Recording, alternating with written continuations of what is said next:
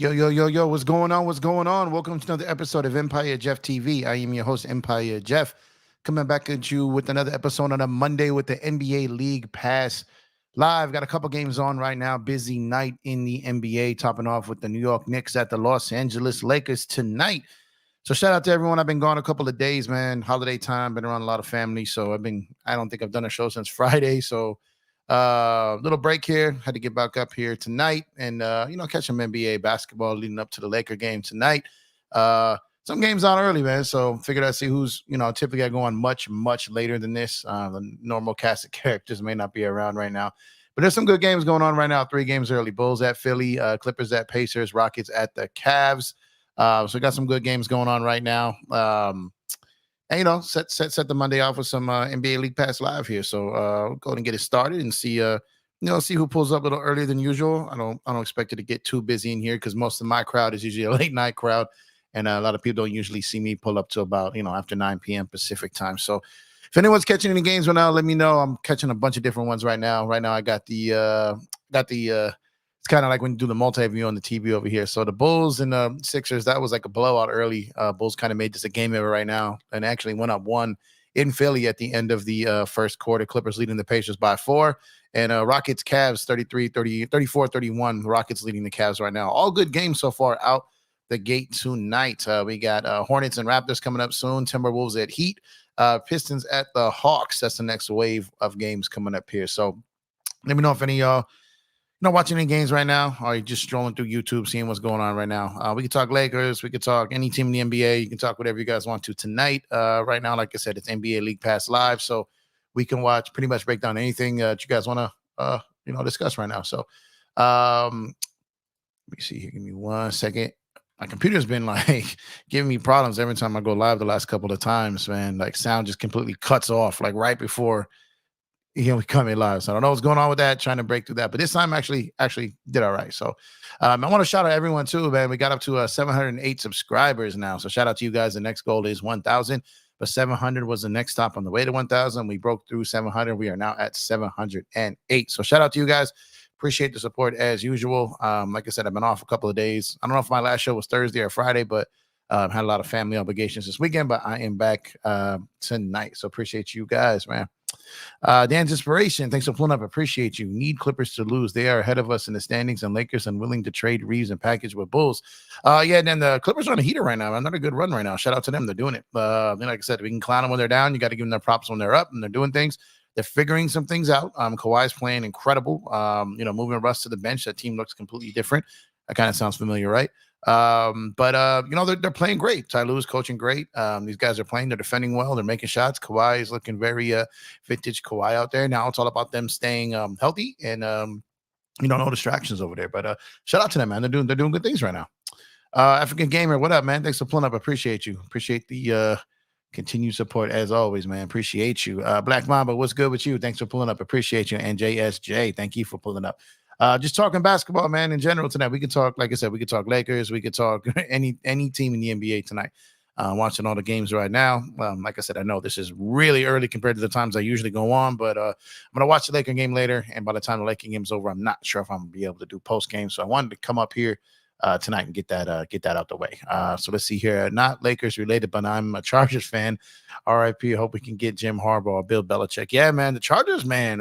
It's like, as soon as they took that L to the Raiders like that, you knew that dude had to be gone at that point pretty much. But I don't know why. I don't have any insight on this. I don't have anything other than like a feeling. For some reason, it just makes sense that Belichick is going to end up with the Raiders for some reason. I don't know why.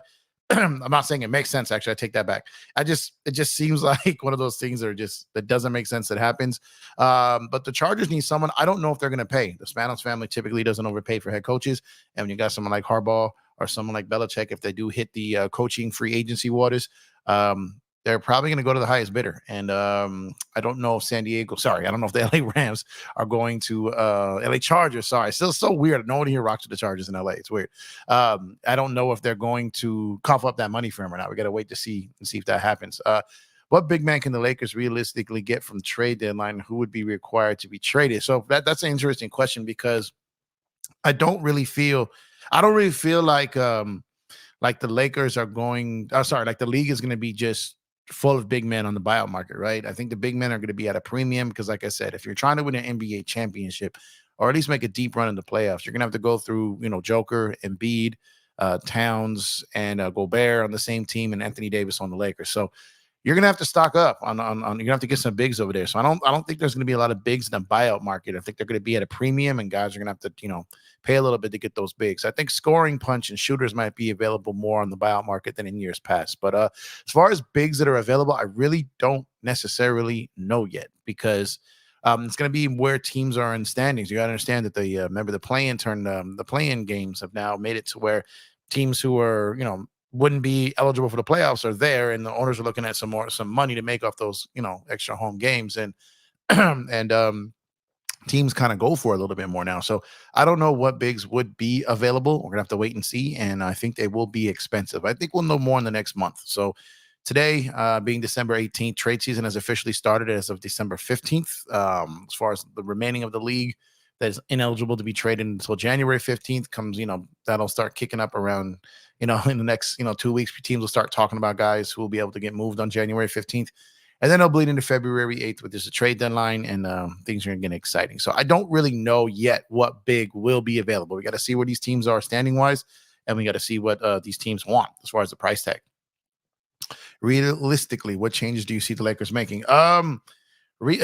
Realistically, again, it's hard to tell. I think that they're going to go for, I think they need they got to see what they got in Gabe Vincent. If Gabe Vincent comes back and helps with that point of attack defense and offense, then that changes the Lakers thinking a little bit there. I think there's a very strong chance that they take a hard look at trading D'Lo. Like I really think that is in the cards. I'm not saying they're out here actively saying, okay, we want to get rid of this guy. But I think if they look at their roster, if they look at their team and they kind of just canvas around the league and they look the things that they want to do, they look back at that contract at he's 18, roughly 18 million. And that's going to most likely be the contract that they would be most comfortable with moving first. I don't think they want to move Rui. They will if something comes up that they really love.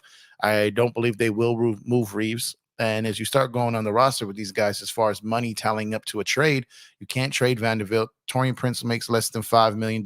Christian Wood makes less than $3 million. Then you got the Cam Reddishes, the Jackson Hayeses, and all these guys. You're not moving AD. You're not moving Braun. So it comes down to a position where it's like, okay, D'Lo and Vincent. You start looking at those two contracts and you wonder, okay, which one do you think you might move? We haven't seen what Vincent can bring to the team yet in a grand scale. So that's going to take a little bit of time. When they get him back, they'll take a look at that, and then they'll kind of recalibrate and see what they think they're going to do. But I would expect that one of those two potentially would be the contract that goes, depending on what type of player they want. If they want a guy that's making north of like $24 million, then D'Lo alone won't get that done. So you're going to have to work in someone else. So outside of that, again, teams are figuring things out, and I've got a lot of injuries this season. You've got a lot of teams figuring things out. You got teams looking at their books and wondering if they want to get ahead of the summer and get ahead of that new cap situation that's coming up this summer. So there's going to be a potential big wave of trades leading up to the trade deadline. So Lakers could, reap the benefit of that, in the buyout market. So we got to wait to see how that goes down. But right now, realistically, as far as the change, I would say that keep an eye on a guy like Alex Caruso. Keep an eye on a guy like Jordan Clarkson. Keep an eye on a guy like Karis LeVert, Colin Sexton. I don't believe the Lakers will be in the market for Lauri Markkanen. I think he's going to be too expensive. The Lakers aren't going to go after him. And those pretty much, the ones I feel like a guy like a Robert Williams would have been someone they would have went after. He's gone for the season. A guy like Malcolm Brogdon, I just don't know how much of an improvement that is. So realistically, I know I've heard Jeremy Grant come up in a lot of chats that I've seen, but I think Philly's really looking hard at him. And I don't know if the Lakers want, 4.5 more years of that contract, even though it's $30 million, a lot less than what a lot of other guys are going to make. $30 million is a lot of money to be paying your third or fourth best player. So I don't know if the Lakers would go down that route. So realistically, to answer your question, the realistic answer is I don't know yet. I can just look at salary, see what matches, see what's going on around the league and try to guesstimate. But right now, I don't have a realistic answer right now. Who else is Dodgers targeting? The Dodgers are hey, thanks a ton of appreciate. The Dodgers are targeting a lot of people right now, man. Yamamoto is holding up the market. Once he makes a decision, I'm hearing right now that he may be leaving New York right now, and it's going to maybe potentially come down to a bidding war between the Mets and Yankees, and he may lean Mets because he went to the owner's house. The Dodgers are right there. If it comes down to just top dollar money, Cohen can write a blank check. I don't know if that's the best thing for their team right now. They're not really playing for anything. I don't know if they want to do that right now. And does Yamamoto want to win now, or does he want to wait a couple of years, get his money and wait a couple of years? If he wants to get his money and win now, it's the Dodgers. If he wants to get the most money he can possibly get, maybe wait a year or two to be in contention, that's one of the New York teams, potentially the Giants, potentially Boston. I don't think so, but I think it's going to come down to New York or LA. And we'll see. But right now, outside of that, the Dodgers will sit and make a fury of moves after that if they don't end up getting Yamamoto. They got to wait to see on that. I'm an LA fan, by the way, just rooting against the Clippers, though. Just rooting against. Yeah, no, I mean, I like I said, I'm a basketball fan. So when you see guys playing well and, playing, I talk a lot of trash. I mess with the Clippers a lot, right? It's only because their fans talk a lot of trash. But when I see good basketball or I see a team really playing hard, playing the right way, showing improvement, I give credit where credit is due. It's easy to make fun of a team when they're down, but I can give a team credit when they're playing great. And the Clippers they look incredible right now. They look like they did to start the year. I was giving them a lot of credit to start the season, and then they kind of fell off with that trade. Now they're starting to figure things out. Now we got to wait to see what moves they can potentially make to help with their depth and solidify that bench, because right now that bench is hurting right now. So in the playoffs, they could be in some trouble there. Who you want, Jeff? Jordan Hicks or Hater to close out games? Give me Hater. He's Moneyball, man. He's as good as it gets as far as closing out. Don't know what his dollar number is going to look like, but I know they're going after him. Doesn't seem to be a lot of teams going after him for some reason, but the Dodgers are in play for him. He's one of the guys that they're sitting back waiting to see what happens with Yamamoto. Vegas Dev, what's going on? Thanks for pulling up. Appreciate you. Salute to you as well. Hope you're having a good one, man. Hope you guys had a good weekend. I didn't talk to you guys this weekend. Told you I was crazy busy this weekend, so hope y'all had a good, safe weekend. The weekend before, last weekend before all the, final Christmas activities, Christmas Eve and all that. So hope you guys had a good, good weekend. I know things are going to get crazy this week, last minute Christmas shopping and all that. So it's a hectic week for a lot of people who hasn't even started anything yet. I'm about like 80% done, but the 20% is going to be rough, man. I saved the worst for last, man, as far as trying to make a decision, man. So I got about 20% left of Christmas shopping to do, man, and then I'm all done. So where you guys at? You guys still got a lot of shopping to do? You done? Let me know. If there's any procrastinators like me in the building. Dan Inspiration says, I think I heard a rumor about Trent Jr. What would require the Lakers to get Trent? So, yeah, Lakers have been linked to Gary Trent Jr. for like 2 years now. And I know he opted into that player option. He's a free agent at the end of the year, I believe. I'll have to double check that. I haven't really looked into his for a minute. Let me take a look here.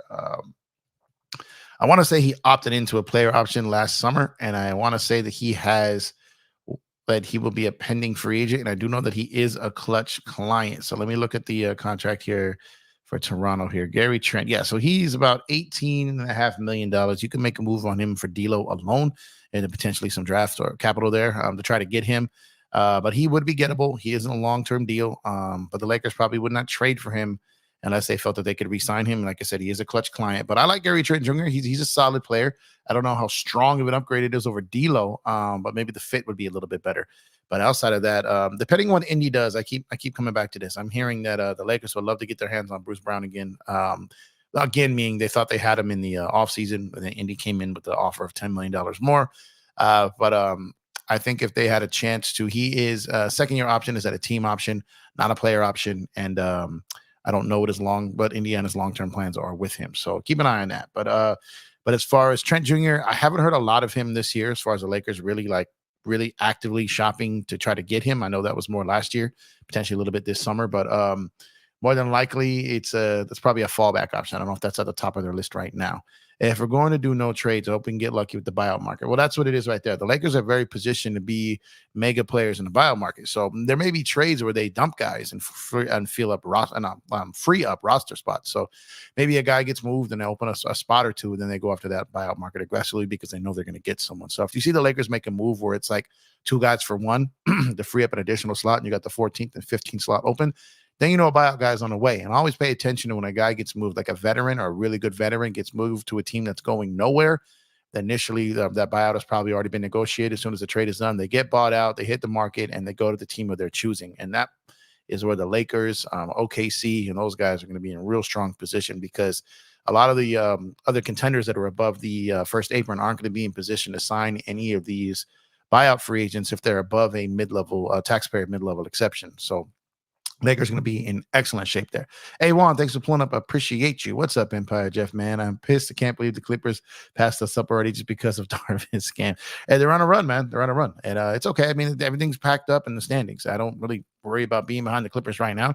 I didn't really celebrate being ahead of them, a week ago. It's still very early in the season. And Lakers will continue to figure things out, just like the Clippers had. The Lakers had their run where they started to figure things out, took a pretty good lead in the standings on them. And then the Clippers started figuring things out, and they've caught up and made ground. So ebb and flows. It's just the way the league goes. You know what I mean? But that's what the season's for. You got to play these games. Teams got to stay healthy and see how that one ball, being shared around the team goes, Big Ear Pac, who's better and why? Hey, Asbullah, thanks for pulling up. They're totally different, man. I would say lyrically, Big is better. Pac, they both had incredible voices. Biggie's flow was better. Pac's passion was incredible. Pac is just so much more than a rapper. As anthems, obviously more body of work, right? If you're going quantity over quality, you probably go Pac. If you're going quality over quantity, you probably go Big. Can't really go wrong with either one. They're both incredible. I wish they could have got their differences aside. Obviously survived, but they could have done more music together. That would have been we would have been really, really spoiled as hip-hop fans if we got that for sure. But flip a coin, you can't really go wrong here. I love them both. Even when they were alive and people were picking sides, I love them both. Still do. Excuse me. Which player can help us move the needle? A bucket getter, or like a rim running, shot blocking big that can help AD conserve some energy. That's why, like a guy like Robert Williams, I was really hoping the Lakers would be able to get, but he got hurt. A guy like Mitchell Robinson wouldn't have been too terrible either. I didn't know if the Knicks were going to move him, but now he's hurt. So, a guy like Jared Allen, I don't think is attainable. I don't think that's going to happen. When you start looking around the league, around the bigs that could potentially be available, there's not a ton. And because of that, supply and demand. So if you've got a big that you're thinking to move, there's going to be a premium, and the Lakers aren't going to go up here and offer first-round picks for any of these bigs. I can tell you that. So it's going to be tough for them to replace when I get one right now. So they're going to have to figure some things out. They're going to have to get creative, and these guys' agents are going to have to work back channels to try to get them bought out and guide their way to the Lakers. But I just don't see a lot of teams giving away bigs for free. Like I said, when you got to go through Joker, Embiid, AD, Gobert, Towns in the playoffs, depending what conference you are in. So it's going to be tough for them to go ahead and get a big for free, essentially. So gotta wait to see how that all plays out. But I would love for them to show up a big sooner than later. But a bucket getter is going to be, a real priority. When LeBron goes to the bench or AD goes to the bench and one of them out there, or if one of them are out for a game and the other goes to the bench, you need a guy who can go out there and get you buckets. And the Lakers don't have a ton of bucket getters. So a guy like Jordan Clarkson, his name has been circling around here. I've heard him come up a lot. Let's load up Utah's books real quick. So when you go into Jordan Clarkson, this is where it's going to get interesting, right? He signed an extension. So he's about $23.5 million this year. Then it falls down to about $14 million per year over the next 2 years. So this goes past LeBron timeline. So he'll get this year and then 2 more years. They weren't really looking to add anything past 25, 26. And that's when Clarkson's deal expires as 25, 26. So he would be safe as far as that goes. So he could be he could be gettable. His contract is a little different because he's making more this year than the next 2. So it doesn't typically work that way. Typically a guy makes less and that contract goes up after that. But the way he did his extension, the way he worked it, makes about $23.5 million this year. And then it goes down about $8 million the next 2 years to 14 mil. So I could see about 9 million, excuse me. I could see the Lakers potentially looking into that. The D'Lo deal could get that done. They've got a great trading relationship with Utah. So we'll see what happens with that. But I think that like a Karis LeVert, a Jordan Clarkson, like I said, his teammate Colin Sexton, guys like that.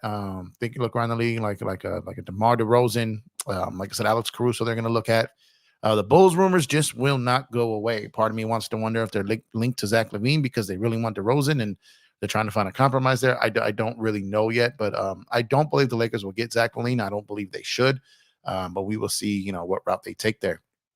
Hit Stick Stepper with triple suit to you, my guy. What's up? Thanks for pulling up. Appreciate the support as always. I think James Wise is going to be a low-key solid big trade target. Really that.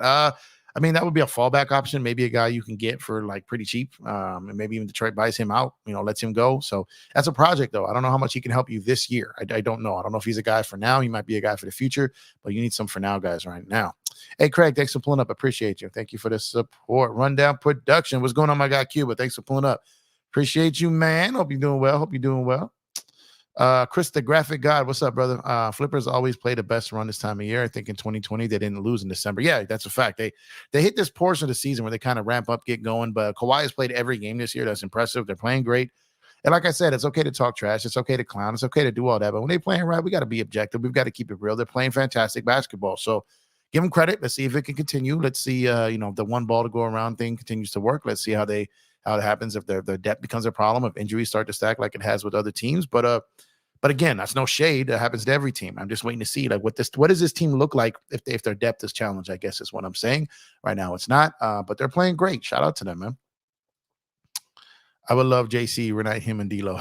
Well, it would probably be D'Lo moved for JC. So I don't think they would play together. So I think it would be D'Lo's contract that get moves if they do go after a guy like Clarkson. Nick Claxton and AD front court would be a wrap. Yeah, it would. Nick Claxton would, but I don't know if Brooklyn's shopping him or giving him up. I believe they did extend him also. Let's take a look at Brooklyn. Hey, Brooklyn in the house. Let's take a look at Nick Claxton money here. So Nick Claxton, actually, no, they didn't. I'm sorry. I'm tripping. I got Cameron Johnson mixed up with him. So Claxton, yeah, 1 year about. I think they did give him some money about a year or two. So $9.5 million. He's an unrestricted free agent at the end of the year. If Brooklyn feels they cannot re-sign him, they may look to move him. That would be. Looks like he did sign a 2-year extension last year. So Nate Claxton, yeah, that wouldn't be a bad get. I just don't know if Brooklyn is actively looking to move him and what the price would be for him, but that wouldn't be a bad one. Lakers need a point guard that can penetrate when LeBron is out. Yeah, they need a penetrating point guard and a point of attack defensive point guard. So that's what I really want to see about when Gabe Vincent comes back. Think about D'Lo; he's capable of penetrating. He just doesn't do it enough. You know what I mean? But Austin can penetrate. Let's see what Gabe Vincent can bring to the table. We got to really see what this team looks like with Vincent before they want to know. And like I said, we got about a month before them to make a decision here. Wiseman, Mitchell Robinson. Yeah, he's kind of like that. Like Mitchell Robinson was someone I was really looking at. I didn't know if the Knicks were going to be open to moving him, but a guy like Mitchell Robinson, Robert Williams, guys like that. A Clint Capella wouldn't be a bad fit next to AD, guys like that. But again, those guys are going to be at a premium. They're going to be pricey this year. Someone said in Dan's chat, Sexton is a bum, even though he's balling right now as a starter. I don't know who would call Colin Sexton a bum. They probably don't watch him play. He's definitely not a bum. He could be a bucket. He can be high octane. He could shoot you out of games too. But a lot of these bucket getters are built the same. They can shoot you into a game. They can shoot you out of the game. It's all on you and how you use them in your game. So, but he's definitely far from a bum. He's not an all-star, but he's definitely far from a bum. That's crazy if someone called him a bum. Kenneth Lofton Jr. I know he got waived. That is a big boy, but probably not what we're looking for this year. We need a guy that can block some shots, rebound, help our second chance points, and not just a guy who's gonna need to get the ball and use his size on people. I don't think he gets picked up out of Lakers. Anyone big man in the league looking promising besides Colin Castleton? In the G League, no one's really jumping off the page to me. I don't think there's a solidified big down there right now, in my opinion. If we can get Darius Garland, we're a problem for real. Yeah, that's going to be super expensive. And I've heard conflicting reports. I've heard he's available. I heard he's not available. I haven't been able to pin anyone down on that to get any type of confirmation. I don't know for sure if he is actually available. Cleveland looks like they're going to have to do something. It is not working there. It's getting ugly and not sure what they're going to do there. So Bulls, Bulls got 11-point lead on Philly in Philly. Clippers up 5 in Indy. Rockets up 2 in Cleveland. Hornets up 9 in Toronto. Timberwolves down by 12 to Miami early there in the first quarter. Miami's looking good in this game. I'm watching this one live right now. Hawks up 9 on the Pistons. And those are the games going on right now. Any of you guys watching any games right now? Watching the Miami Minnesota game right now. This one, it was good to start, but Miami just looks like they're hitting everything as Jimmy Butler hits a three. As I say that, 27-14 Miami. A little under 3 minutes to go in the first quarter. Miami looking strong tonight. But I don't know about Garden. I'm going to wait to see about that. Off topic. That's you, Cuba. That's you. No, just kidding. Off topic, Jeff. What is your take on Jonathan Major's guilty verdict? You know what, Cuba? I don't know enough of the situation. I heard it when it came out. I saw it. I didn't look into any of the details. I know he got convicted today. That sucks. Yeah, I mean, it sucks if he is guilty and did it. It sucks that that he let it come to that. Obviously, if he was proven guilty and he wasn't guilty, the system sucks in that case. But I don't have enough information to speak on it one way or another. So it would be pretty irresponsible of me to do so, other than just say it's unfortunate. I hope that that if he is guilty, that he's able to reform, rehabilitate himself, and get a second chance. You know what I mean? But outside of that, I don't know enough of the details. I don't. I hope the woman is okay. Like I said, I don't know to the extent other than I just saw when it happened. I didn't dig too much into it. I saw he got convicted today. I didn't read the article or anything.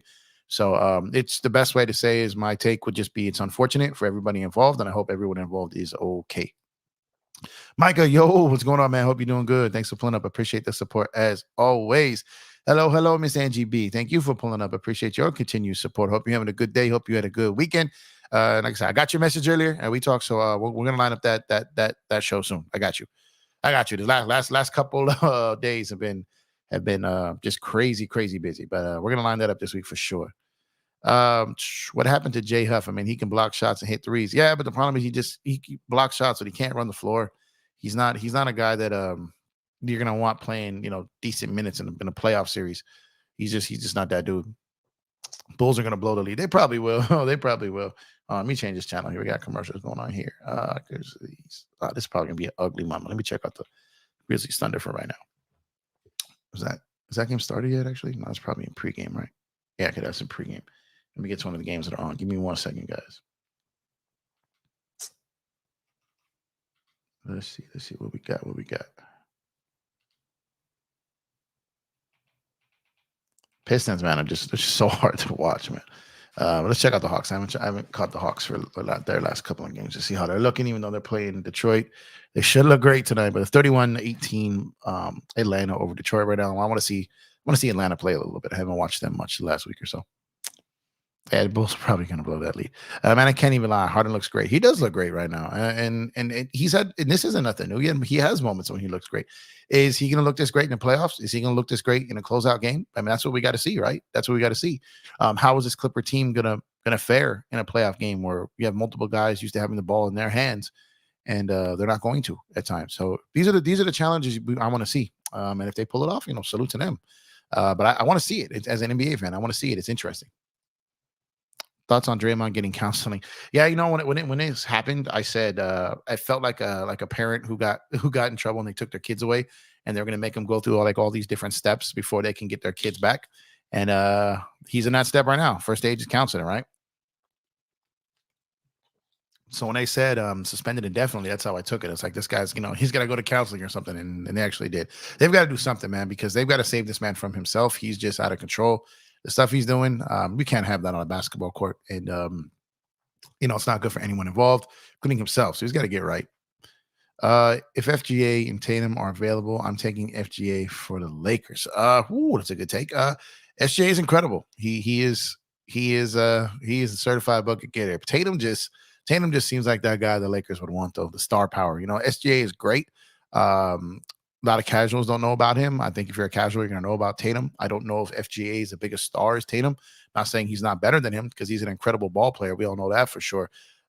If you have a chance, if your chance comes down to getting one of those two and you get one, I don't see a situation where you really lose. But I don't know if either one of them will be available. We got to see what that extension looks like from Tatum this summer. If he does not sign it, things will get extra interesting up there in Boston for sure. Cuba, get ready for female Kang. Cuba's not gonna like that. I see somebody say that in another stream. The female Kang. Kobe White has popping out. Yeah, Kobe White can be a bucket at times. He absolutely can be a bucket at times. He was a bucket in college. It took him a couple of years in the NBA to figure his role out. But Kobe White is a solid guard. I don't know if the Bulls keep him either. He's a guy you can look at. But again, is he tested? Is he? Ooh, look at that lob to. Okay. Watching a Hawks game right now. They're just, God, the Pistons are just so tough to watch. They're so tough to watch. Vegas says Draymond always been a dirty player. All of a sudden he needs counseling for sure. Yeah, I mean, he's a dirty player, aggressive player. But when it gets to the point where now his last couple extremities have been like, he's hitting people, or offenses, excuse me. He is hitting people like around the neck, head area. Like, it's getting to a point where you got to do something. You've got, man, I like Sadiq Bey a lot too. You've got to do something, man. You've got to do something to calm this dude down. Replacement. Pistons going to surpass the Bobcats for that streak. They might. It's funny, man. I did not see them being this terrible coming into the season. Legit, I'm admitting I was wrong here. I thought they were going to be like OKC from a couple of years ago. I really legitimately did. I liked where they were going. You added Monty Williams. I liked Cade Cunningham's start to the season. And then everything just went crazy from there. Like, So I don't know what's going on in Detroit, man, but it's they're tough to watch. Nurkic flopped on that hit too. He sold that. Yeah, no, I get it, but when a guy goes up around your neck or head like that, he turned around with a closed fist, swinging out there like Dre. You can't do that, man. You're never gonna get a benefit of that. One, you're already Draymond Green. People are already not gonna give you the benefit of the doubt. You cannot put yourself in any type of situation where you allow that to happen. You just can't. If Sack trades for Levine, we could possibly get Monk back.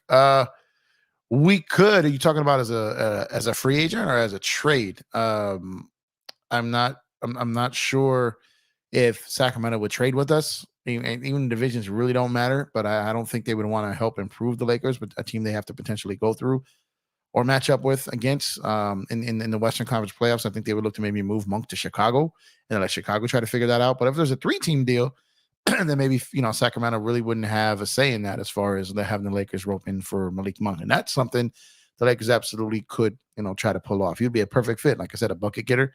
But I did hear that Sacramento was linked to Levine. I believe that the Warriors are going to get in late on that and try to see if they can swipe him for Chris Paul's money, some picks, and maybe a Kuminga. The Warriors are going to be very aggressive with Chris Paul's contract. I can tell you that. Doesn't mean they're going to be able to move him or if a team will take him.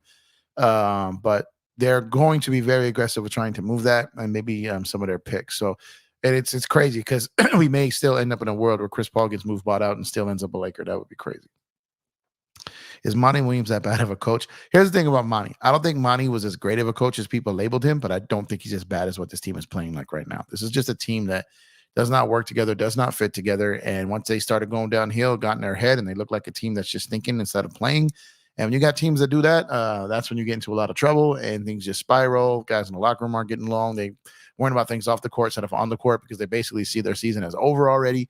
And it's a tough stretch when you go down those stretch of games. So maybe they can put some things together and win 6 of 10 or 7 of 10 at some point this season and kind of start feeling good about themselves. But right now, I'm looking at them on the bench right now. Like these guys don't even look like they're enjoying being in an NBA arena right now. It's crazy. Super crazy. Is Monty the highest paid coach too? I don't know if he's the highest paid coach, but I know he got a bag and a half, man. He's got all kinds of incentives. They can take this thing over $100 million, but if they keep playing like this, he's not going to see that money as far as $100 million one. But he did get a pretty good bag. Shout out to him, man. This man has lost a lot in his life, and I'm happy that he's able to be out here and thriving in his career. That aside, I wish him the best, and I do wish him success. But outside of that, I don't think that Monty is that level of head coach, in my opinion. I just don't think he is. Do you keep with college football, Jeff? I haven't this year. I haven't, just because the channel and everything I've had going on. I haven't had time to really watch a lot of the games, listen to the narratives and stuff like that. But I'm not informed enough to be up on it as much. Same with college basketball. I have not, like last season, I did not keep up with it as much as I had in the past just because of everything going on. It's really hard to find time for all this stuff, man. I'm so big on NBA, big on baseball, doing this channel. So it's really hard time. It's been really hard to find time for the collegiate game right now. 3-team deal because Chicago has a lot of guards. Okay, yeah, then that, Angie, I could potentially see. And that would be, honestly, I would take him over any other deal that they've been linked to. I would take Malik Monk right now. He would be so perfect for this team. And he would be a guy I wish we had long term. I know the Lakers wanted to keep him and just they couldn't get him. They couldn't offer him the same amount of money that Sacramento was offering. But that would be incredible if we can get him back. I don't know what the odds of that are, but we got to wait to see. Daniel Gafford would be a low-cost target trade. How would he would be in his Duffy playing with LPJ and AD? Really that? Yeah, he'd be a solid pickup, but I think Gafford, I mean, he's no savior. He's not going to come in here and do things crazy that's going to put us over the top. He'd be a good piece to get, but he's not one of those guys that is going to take us to the next level. But I do like him. He is solid, and I would take him.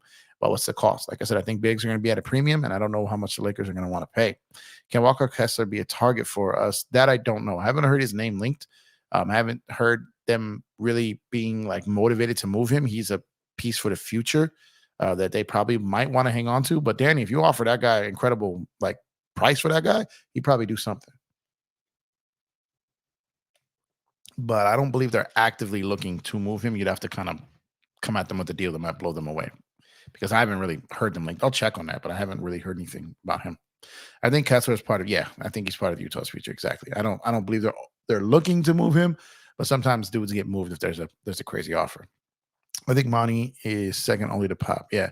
And that's just a lot of money for a guy like Monty Williams. He's just not a top tier head coach. But you're trying to get a guy over there to change your culture and bring something over there to Detroit when you weren't going to get a bunch of guys lining up to coach in that environment. And he took, he took the money, he did his thing, and like I said, props to him. But that is a that is going to be a long haul. It's a good thing it's a long term deal, and they won't be firing him anytime soon because of that. But that he's going to have his hands full coaching in Detroit for sure, man. So let's get back to this Miami game. Looks like to still be, what game is closer? Okay, Miami's only up at 11. Let's get to this. Let's get to the Rockets game. Rockets game is a lot closer right now. Let's get to the Rockets versus Cavs. Let me switch over here. So Cavs are really, really struggling, man. They're really struggling right now. James Caldwell, thank you for pulling up. I appreciate the support. German and Caruso are truly the way to go if attainable. What up, Lakers family? What's up with you? I think the Lakers wouldn't mind doing that deal, and it wouldn't be as expensive as some of these other trade targets. Now, Alex Caruso is going to be expensive because contenders are going to bid for him. But the thing is, the Lakers would be bidding against themselves in a lot of the aspects because Milwaukee doesn't really have draft capital to move and players that Chicago's going to want for the future. I don't see that there. Now, Boston does have picks, but I don't know if they're looking for a guy like Caruso. So I think the Lakers can be in position to get Caruso. I think Chicago's cost will be high, but I don't know how realistic that is because, like I said, the people who would love to get him don't necessarily have the assets to get him.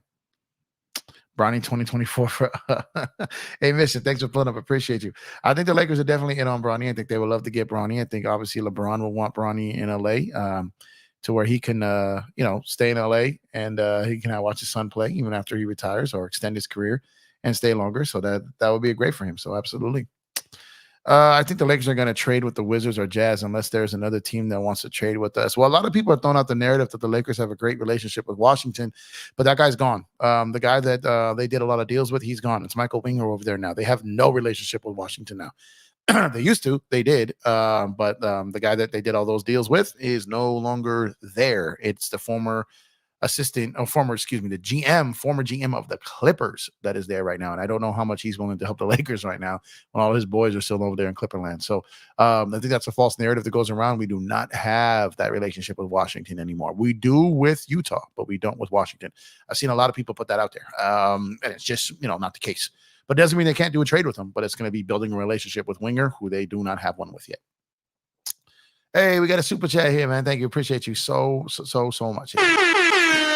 Lil Chris Johnson, thank you for pulling up. I appreciate the support. Ham doesn't play the big lineups long enough. I agree with you. Ham has got some work to do, man. Like I said, when I defend Ham, that's just for certain games where I don't see what he could have done differently. But there are absolutely games where his philosophy or his strategy or the thing that he sticks with too long ends up hurting him. So I absolutely agree with you on that. He's got to work on that. He's got to take advantage of what we have. But the problem is when he plays the two bigs, you got Jackson Hayes standing in the corner trying to be a catch and shoot big. That's not going to work. And Christian Wood is struggling to find his role both offensively and defensively. They don't tend to look for him when he's in the game. So I think he's looking for a guy to get out there and be assertive and kind of be a presence out there. And that just hasn't happened. They haven't found combinations that worked outside the first couple of weeks of the season where when Christian Wood was on the floor, their net rating was incredible, but they've lost that. So they're going to have to figure that out. That's on Darvin Ham. That's on the players. That's on the front office to figure all that out leading into February. But you're right. He doesn't play big lineups long enough. And that could be because other teams aren't playing big lineups either. And they're getting ran off the floor. So there's some things they got to look into and figure that stuff out. But it is going to definitely take some time and figure all that out. But they're definitely doing everything they can right now to make that happen. Dylan Brooks has impressed me this year. Yeah, me too. And I said last offseason, I said, guys, I said a joke. And I know it's easy to hate him and we want to hate him. But at the end of the day, like everyone was saying he was trash. He was a bum. He was going to go overseas. I'm like, guys, like that's not going to happen. Like he is an absolute NBA player. He's going to get signed. He's going to continue to play, and he's going to play a big role for someone. And I didn't know he was going to get 4 years, $80 million. I did not see that. I thought maybe he'd get in the 50 to 60 range of that, and maybe a shorter deal. But he got his bag. He's playing well for Houston. He gives them an edge over there with Van Vliet and Udoka. So shout out to Dylan Brooks, man. He gets in his character mode. He goes into clown mode a little bit and brings some unwanted attention and pressure on himself, but he stepped up there and delivered in Houston. He's made them pesky. They're tough to face when they're at home, and they can give you some. They can annoy you on the road. They're not winning a lot of games on the road, but they can make you work on the road. And Houston is not a boring team to watch. I thought when I would, before the season, I had them as not much improved. I was wrong on that. So they look solid. They play hard. I don't have them, as a playoff team.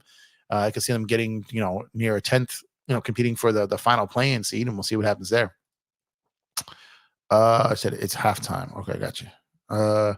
What's up, Kurt? Thanks for pulling up. Appreciate you, man. What's good, chat? We winning tonight? That would be great if we do. I hope so, man. I love it when LA and New York plays off against each other. I was downtown on Saturday night.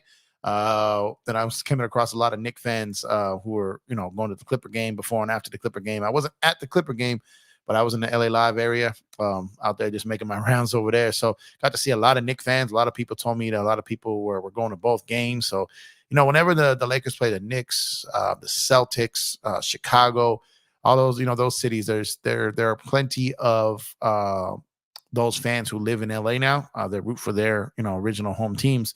So it's not the typical home court advantages it typically is. Like you have a lot of fans in the building for those teams. So you will hear a lot of cheers from the New York Knicks in the building tonight.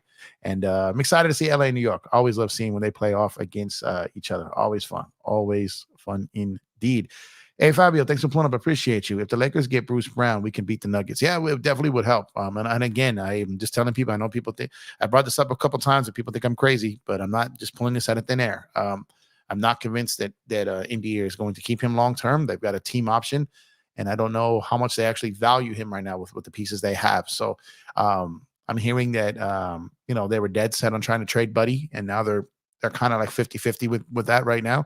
So Bruce Brown could be the odd guy out, and the Lakers will be all over that if they have a chance to try to get him back.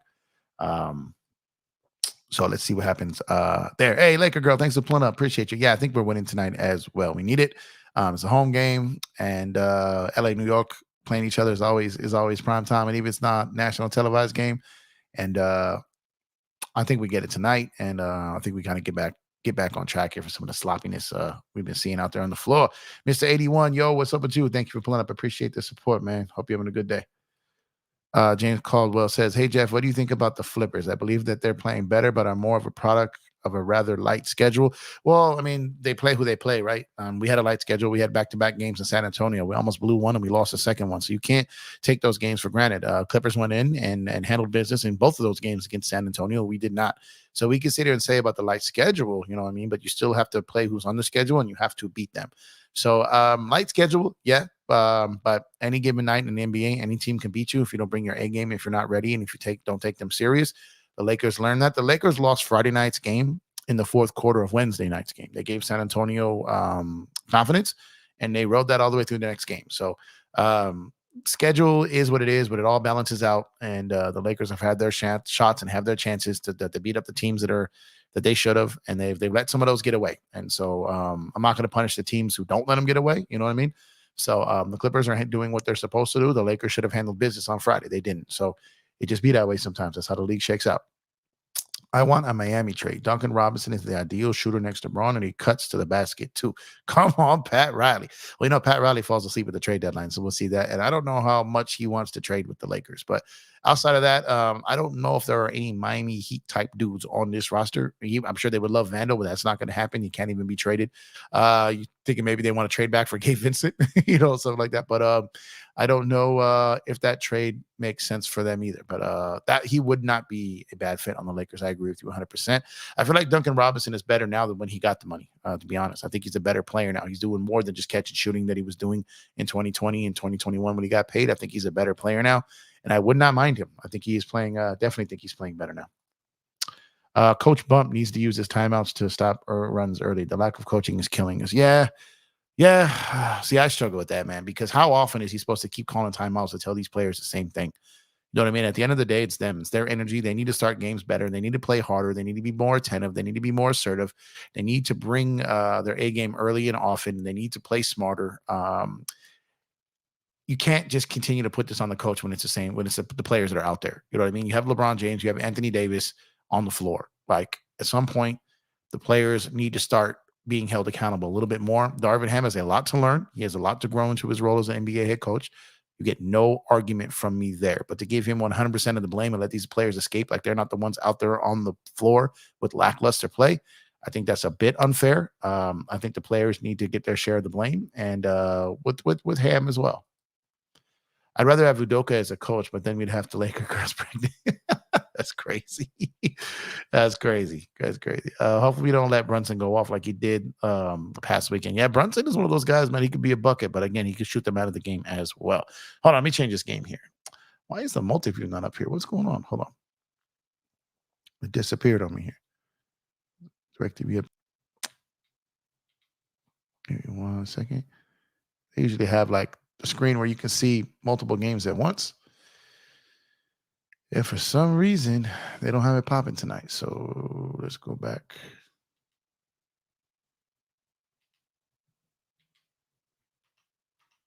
I wanted to catch some of the Thunder tonight. There we go. Okay, so Thunder up 4 on the Grizzlies right now. When does Ja come back? I know it's any day now, right? When does he come back? Do we have? When is the exact game that he comes back? Hey, Jeff, I'm starting to slowly get back to baseball thanks to you. Love the fact that you're expanding your channel. Are you a fan of boxing? Hey, James, thank you, man. Yeah, I'm a big-time baseball fan, man. And I'm excited to add it to the channel this season. I was asking everybody on the channel, you guys want me to, this is your channel just as much as it is mine. You guys okay with me introducing baseball, potentially some other sports? And, it seems like everybody wanted it. I got a lot of messages saying do it. And a lot of lines of what you're saying, kind of, James, people saying like help them get back into baseball. I want to take the approach I do with basketball, where I could be heavily analytical, talk about numbers, talk about money, talk about the game, but to a point where it's kind of not lost in translation and I feel like I'm speaking English, you know what I mean? And not calculus, you know what I mean? And I would really, really love, if I'm the reason a lot of people get back into watching baseball, that would truly warm my heart, man, because I love that sport. I love talking baseball, and I hope that the channel continues to support the videos I do for baseball throughout the season, because I cannot wait to do it. I'm going to have to build out the channel. I'm going to need some more help. I'm going to have to add some more talent to the channel, because there's just too many baseball games and too much coverage. So I've already had some conversations with that. Going to add to the channel, and I'm going to add a segment here. It's going to be kind of a daily show that I think you guys are going to like. I'm just kind of lining that up, and it's going to be a combination of things. And I think it's going to be something you guys will enjoy. I think it's something that's needed. And I think I can bring a little twist to it that'll make it a little bit different than anything that is out there. So I appreciate you. Really, really, truly appreciate you that you're getting back into baseball. And you said thanks to me. So thanks to me and the community, really, because the people, if they weren't talking baseball here with me, then I wouldn't be able to cover it. You know what I mean? So shout out to you guys who gave me a chance to talk baseball and put your trust in me on baseball as much as you did with basketball. And as far as boxing, I have not been up on boxing as of late. I stopped watching boxing a couple of years ago. It just got that's a bad statement. Not necessarily stopped watching, just stopped following it. As far as being on top of things, just too many fights I saw that should have been the other way, and just clearly politics. And I hate watching sports when the athletes don't decide the outcome. And boxing was really frustrating when you're watching it and seeing guys who clearly want to fight get a draw or a loss when they shouldn't have, and that frustrates me. And as a sports fan, I want to see the best person. If you won, you won. If you lost, you lost. And it should be simple as that. Boxing got a little bit too much politics in it for me. I do enjoy a good, Saturday night boxing fight. Go to a party at a friend's house or a family's house, and some good food, some good drinks, some good company, and watch some boxing. That's always great, but I'm not on top of it. You know what I mean? As far as staying on top of it and being able to talk with any type of educated analysis, that's not me. I do have a lot of friends that cover boxing heavy. And like I said, as I expand the channel, I may be adding multiple layers of different things on here. So stay tuned for that. That's going to be coming up soon. Very, very soon. Hey, Mission, thanks for pulling up. Appreciate you. Jeff, I'm going to be PO if Darvin sends T Prince on Jalen B tonight. Let's get this win. Yeah. I mean, I get it on a switch if you're switching and trying to put length on a switch. But yeah, have him guarding him off top. That you're probably asking him for a little bit of trouble there. But we got to see how that plays out. But yeah, definitely got to get that win tonight. I think we will. It's not going to be, Tom Thibodeau defense can make you work a little bit, but if you gain separation, the next offense sometimes goes kind of mute. And if you get some separation, you can beat them. Salute Jeff repping my AD jersey tonight. I hope a big game from him. Hey, salute to you, Portia Laker girl. Yeah, hope a big game from AD tonight too. You're gonna have Julius out there being a bull in a channel shop, playing aggressive, playing bully ball. But AD's got the length on him, and he really shouldn't be able to guard AD either. There's no Mitchell Robinson out there. Hartenstein shouldn't be able to hold him. It should be a really good game for AD and others. We need a bench game. We need an Austin Reeves come off the bench and do his thing game. I would like Vandal to impose his will on this New York Knicks team, who's going to try to be physical and play defense. A guy like Vandal today could have an impact on today's game. Man, what is Desmond Bane doing here? Oh, man. Running people over here without honking. Come on, man. I bought the in-season tournament Court Kings Lakers shirt last week. It's fine. Hey, thank you so much for that. If you guys haven't done so already, please head on over to shopcourtkings.com. Like Mr. 81 said, we got the inaugural in-season tournament championship tee for your Los Angeles Lakers. We got a combination of plenty of other shirts over there. Free shipping through at least the remainder of the year. That's going to go away at some point, but right now we still got it. Head on over to shopcourtkings.com to get your merch today. You get those Christmas gift cards, man, the next week or so. Go and use it over there at shopcourtkings.com. We got a lot of fire merch over there for it. Looks like an actual full-fledged store now, man. We got so much material up there now. Plenty of things for you to pick from. Appreciate you, Mr. 81, for the support. Appreciate you. Facts. Let's see. He is much better. I'm probably late to who this is. And who is much better. But you're never wrong. So I think so. Next game, I think. Let's see. Okay, so he's back to next game. Is Coach Spam begging to lose? Our Lakers. No, man. He's again. You guys. Darvin Ham wants to win. You know, I mean, he's not out there tanking or doing things trying to lose games. He's just some things just don't work at sometimes. He's trying things, and sometimes coaches try things early in the year that benefit later in the season. I'm not saying that's the right play to do right now, but again, if we're gonna just slam Ham, we've got to be able to hold these players accountable too. That we have to. It can't just be a one-way street where it's all on Ham. It's not the case. Bulls blowing their lead. Bulls going bull, right? Let me put that game back on. It's a commercial here on the Thunder game.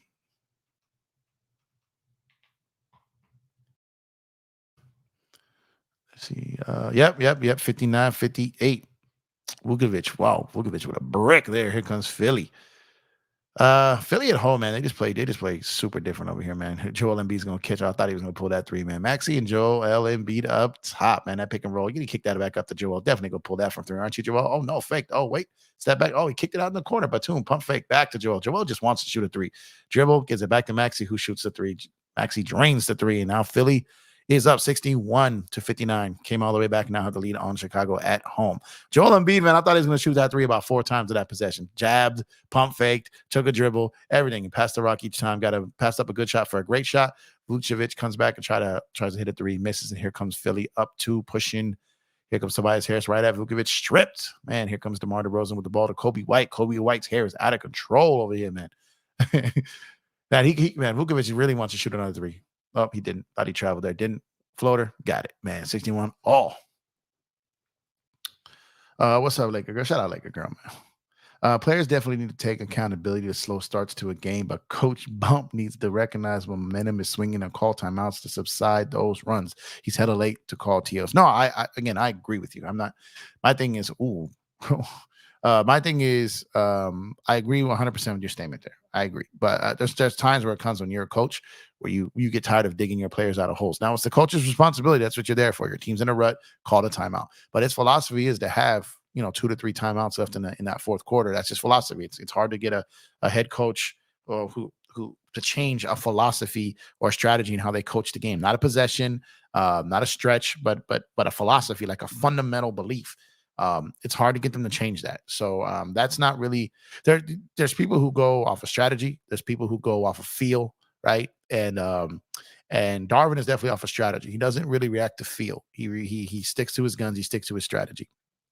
Clippers up 17 in Indiana, man. They blowing them boys out right now. Houston is now losing to Cleveland. Hornets now up 9 over the Raptors. Timberwolves with down 13 in Miami. Hawks only up 9 on Detroit. I thought that would be more of a blowout. And Memphis so far is hanging with the Thunder, only down 4 at the end of the first quarter there. Slam Ham. Yeah, that's the campaign, man. Everyone's slamming Ham. I'm not as low on Ham as everyone. I'm not as high on him as some of the people who just defend him to the death. I'm kind of in the middle. I'm going to Caruso pull up for 3. Bang. Bang is in brick off the front rim. I'm not one of those guys who are going to sit here and defend him to the death. Like, he has flaws, but I'm also not one of these people who blame the entire season on him. Man, Joel is just teasing them like he's going to shoot this. Oh, man, going behind the back, spin, out to Maxi. Maxi in the corner, Batum, catch, shoot. Nope. Oh, man, Kobe wiped the rebound. So I'm in the middle here. He's got to show me, the remainder of the season, what he's got in his coaching. Oh, Kobe White to the rim, slam. 65-63 shot town. But this could go downhill early for him if he falls apart throughout the season and doesn't get things right. But I'm not as low as him as some of you guys are. You should make a purple court Kings Lakers shirt and mix it up a little bit with different color shirts. It's just an idea. We've got a whole bunch of options coming at the new year. We've got a bunch of stuff going on. We're only a couple months up live. You know what I mean? So we've got a whole bunch of things. We've got a bunch of designs mapped out. We've got things mapped out probably for the whole first quarter of the year. So we've got a lot of stuff coming that you guys will enjoy, and definitely appreciate the feedback. Keep it coming. We definitely take it to heart and listen. But that's something that is absolutely, along with some other merch ideas that you guys are going to see very, very soon. ShopCourtKings.com. Make sure to head over there, guys. Sorry about my screen tripped here. Clippers looking good. Yeah, I mean they're on a run right now. Was it Dejan? He's on a they're on a hell of a run right now. They're on a heater right now. The rim looks huge. Everything you're throwing, I feel like it's going in. Like I said, props to them. They're doing their thing. It's got to continue though. You don't win championships in December. It's got to keep going. Should we fear the LA Clippers? I don't fear anyone right now, to be honest with you. I don't fear them. No, because like I said, I mean, we may not even face them. You know what I mean? There's Denver's, there's Phoenix's, there's the OKC's in the world. We can't fear everyone because we're not going to face everyone. You know what I mean? We face what's in front of us. The Clippers are a very, very good basketball team. They were good to start the year, hit a rut. Now they're back to being good again. But ebb and flows. We'll see what happens when they face some adversity and see what happens there. You know what I mean? Hey Jeff, who's your favorite baseball player of all time? My favorite baseball player of all time was Derek Jeter. That was my guy. Favorite baseball player of all time is Derek Jeter. Mookie Betts has been my favorite player. My first favorite player post Jeter was Mookie Betts. So when the Dodgers got him, it really bothered me. My favorite player was on the Boston Red Sox, but I really love Mookie Betts. I feel like he has like a LeBron impact on winning to a team. And when the Dodgers got him, it was so exciting to me. I love Freddie Freeman too. All the guys that I've loved from afar that have been like my favorite players, we legitimately got like all three of them because it was Mookie, it was Freddie, and it was Ohtani. Now all of them are on my favorite team. So shout out to Andrew Friedman, the Los Angeles Dodgers. But DJ Derek Jeter, man, the captain, was my favorite player of all time by a mile. Let's see. Great House is King. Thanks for pulling up. I appreciate the support. Thank you. Should the Lake Show trade for Colin Sexton? I think it might help. Yeah, I've talked about that for a while. I think that's a target. That's someone they may. It's obviously they've already got a relationship with Utah as far as making deals. And I think that is a one that they could potentially look at. I know he's got some money left on his deal, a few years left on his deal, but his money is not crazy. So that's something when they would look at. He could be a bucket getter over here. But like I said, bucket getters can shoot you in or out of a game, and Colin Sexton could be a little triggered out there. But I think he's a really, really solid player, and I would not hate to get him. He just would not be at the top of my list. But it'd be better. I think he could fit on this team and help us in going through some scoring droughts. Absolutely. Hey, Brady, thanks for pulling up. I appreciate the support. Hey, Jeff, I'm flying over to the States on Thursday from Australia. I got tickets to the Lakers versus Heat in January. Long flight, and I have a fear of flying. Any advice, bro? Hey, man, first of all, welcome not only to America, but welcome to LA and welcome to Laker Nation, and get over here and check them out and play the Heat. That's a great game to be at. I myself is not one that loves air travel myself, and I will just say that what helps me a lot is finding stuff to focus on before the flight. Like if you got a long flight, so whether it's like Netflix or HBO Max or whatever like streaming services you have, do that function where you can download some movies or shows in advance, so that way you can watch them, plan out maybe some things to get your mind off things. If comedy does it for you, if thrillers do it for you, action, whatever it is. Music, put yourself together a playlist of something that you really like that help you zone out to, or if you listen to audiobooks or something like that, just do something that helps you grab attention to something other than being in a plane. Do that. Maybe don't be antisocial, maybe spark some conversation with people that helps time fly. Just do anything that helps time fly, that takes your mind off the fact that you don't like air travel because you got a long flight. So just plan ahead. Like I said, a playlist, download some shows or movies in advance. And like I said, be approachable, be friendly to those around you, and that helps the flight go by quicker. I am no lover of air travel myself, and those are things that often, help me. And if you're flying at a time where there's a game on or something, and a lot of the airlines now have the free TV streaming where you can watch some movies and some sports on at the time. So just do whatever it is that can help you try to get to your happy place there and try to focus on anything other than air travel at the time. That seems to always work for me. Happy you get to come to the States, man. Happy you get to come to a Laker game, and hope the Lakers get the win when you're there. And safe travels. I don't know, but every time the Lakers cut the lead down to 4 points, the other team goes on a run. Yeah, well, that's what happens when you let a team get ahead of you that big, is you go on a run, and then by that time that team catches their second win, you have nothing left. You're gassed. So that's what happens. That's why you can't let teams get ahead on you so much, because when you make a run, then you kind of fall apart. You want to be up big, and then if a team does make a push, you want to be that team who gets their second win and creates more separation. That's what you want. So when you get down big early and often, that's what happens. You put yourself in those type of pickles, and that's, you kind of get what you deserve. Are the Court King shirts Gildan shirts? What are they? No, they're not Gildan. They're definitely not Gildan. Definitely made a point to not to print on premium materials. We use a couple different ones, depending on which ones you got. It would say it like on the tag, but we're very, very picky on the quality that we use, and that's why, like, we don't sell $20 tees because they're premium. The material that you get is a premium T-shirt. Typically sites that have the same style of T-shirts that we sell typically sell for $39 to $49 a T-shirt, right? So we sell ours for $29.99, and it is the premium shirt. And it's you can completely tell the difference between like a Gildan when you're rocking them. So we use a couple of different ones, but they're all kind of from the same materials. It just depends what's in stock and what's not. But they're all the same type of quality as far as our brand. We have premium quality stuff, whether it be on the T-shirts, the hoodies, the tank tops, long sleeve T-shirts, and some other things we got coming out soon. But they're definitely not Gildan. Joe, what's going on, Joe? Thanks for pulling up. Appreciate you. I sense LeBron losing faith in coach. He made a comment, and it was kind of taking a shot at Ham. Yeah, Brian goes through moments where he kind of takes shots and he tries to, motivate and wake people up. Bulls back up 5 here. But I do know, I've heard on multiple occasions that behind the scenes he's heavily supportive of him, and we'll see if he continues to frustrate him. What happens.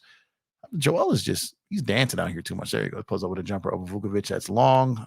Batum goes 1-on-4, clears it out, gets it over to a 3 over there. Another missed 3, and here comes Kobe White. His hair is flying everywhere out here. Bulls up 5 on the road in Philly, man. Caruso with a swing out there.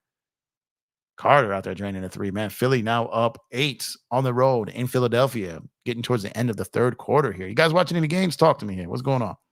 I think a sneaky big trade target would be Clint Capella. Him and AD would shut the paint down. Really, yeah. But I know, Stepa, you've heard me say that. Capella would be a good get. Really good rim runner, could block shots. He's mobile.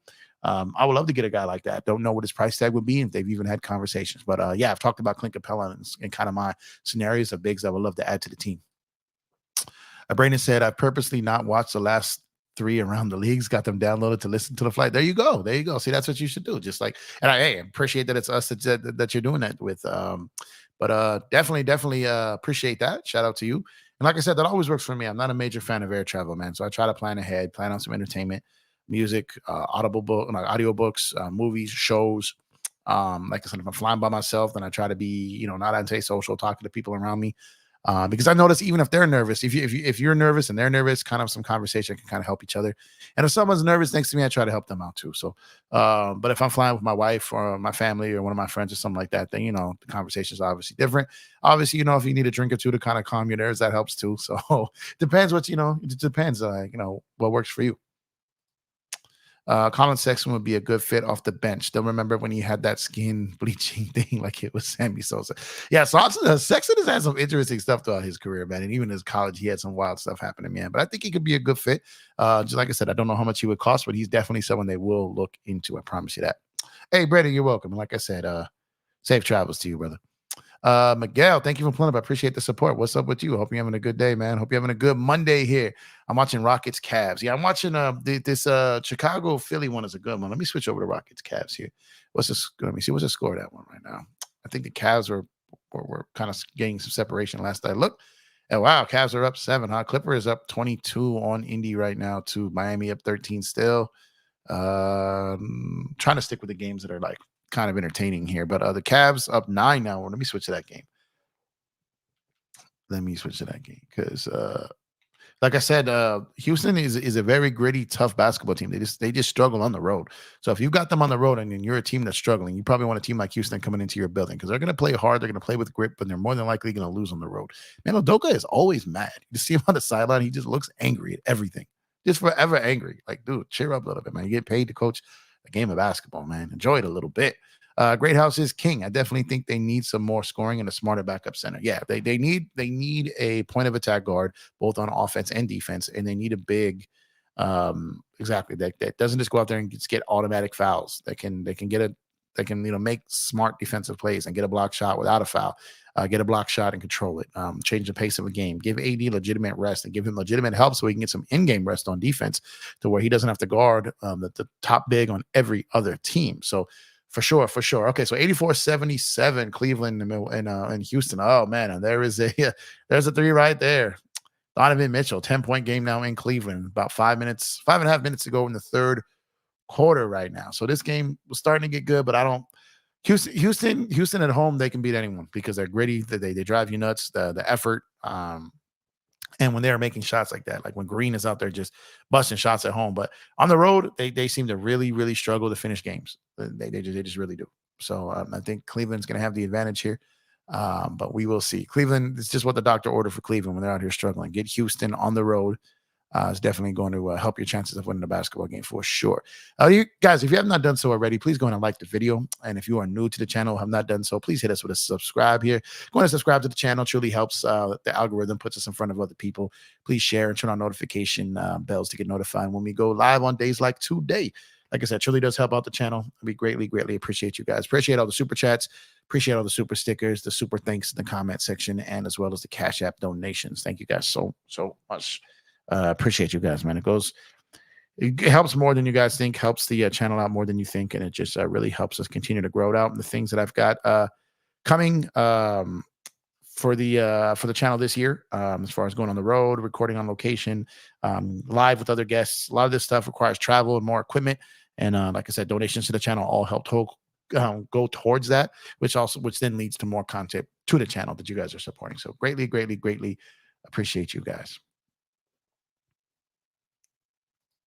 Let's see. I know why Duke is mad. He saw Cameron and Nia Long boot up. He's in his feelings. Yeah, no, he just always mad. He was mad when I saw him as an assistant on the Olympics. He was always mad on the sidelines in Boston when they were in the finals, even when they were winning games. He just always looks mad. I don't know what's up with him, man. It's funny, when he was a player, he wasn't like this. He wasn't he played hard and all that, but he wasn't just like a jerk out there. Maybe that's his edge. Maybe that's just his way of doing it. Damn, Donovan Mitchell, what the heck are you doing? Cavs are playing to not lose here instead of win. They're just jacking up threes left and right. Interesting. Clippers are ahead in the standings. I can't believe it. I almost threw up in my mouth just saying that. In all seriousness, I hope our team gets back to the win column today. Go Lakers. Yeah, and I think they will. And like I said, the Clippers, it's their turn to be on a run. Their teams get on runs. The Lakers had themselves a pretty I don't want to use the word dominant, but they were pretty dominant defensively in a pretty good stretch for about, I would say, 15 games. You know what I mean? So the Lakers had their run. They did things great. They were looking great out there. And now it's the Clippers' turn to get that type of play out there. And then they're doing well. So shout out to them. And I have no problem clowning them when they're messing up. So I got no problem showing them love when they're playing great, right? And right now they are. As a basketball fan, even if it's a team that I don't love, I still watch them. So they're playing great. And watching the way that they've worked on some new sets. And when you watch them and getting Kawhi at the top of the key in his area from elbow to elbow there, they're running some things that get him in his comfort spots. And early on in the season, he was a little stiff out there. He couldn't get to his spots, didn't have proper lift, didn't have proper lateral movement. And he's able to get to his spots now. And he's able to not only get to his spots, but get movement in areas that he wants to. And Kawhi was struggling with that early in the season. He didn't look right, but he just didn't look in shape, didn't look fully healthy. But now that he is healthy, if Kawhi is healthy, he's still a certified problem. There's no doubt about that.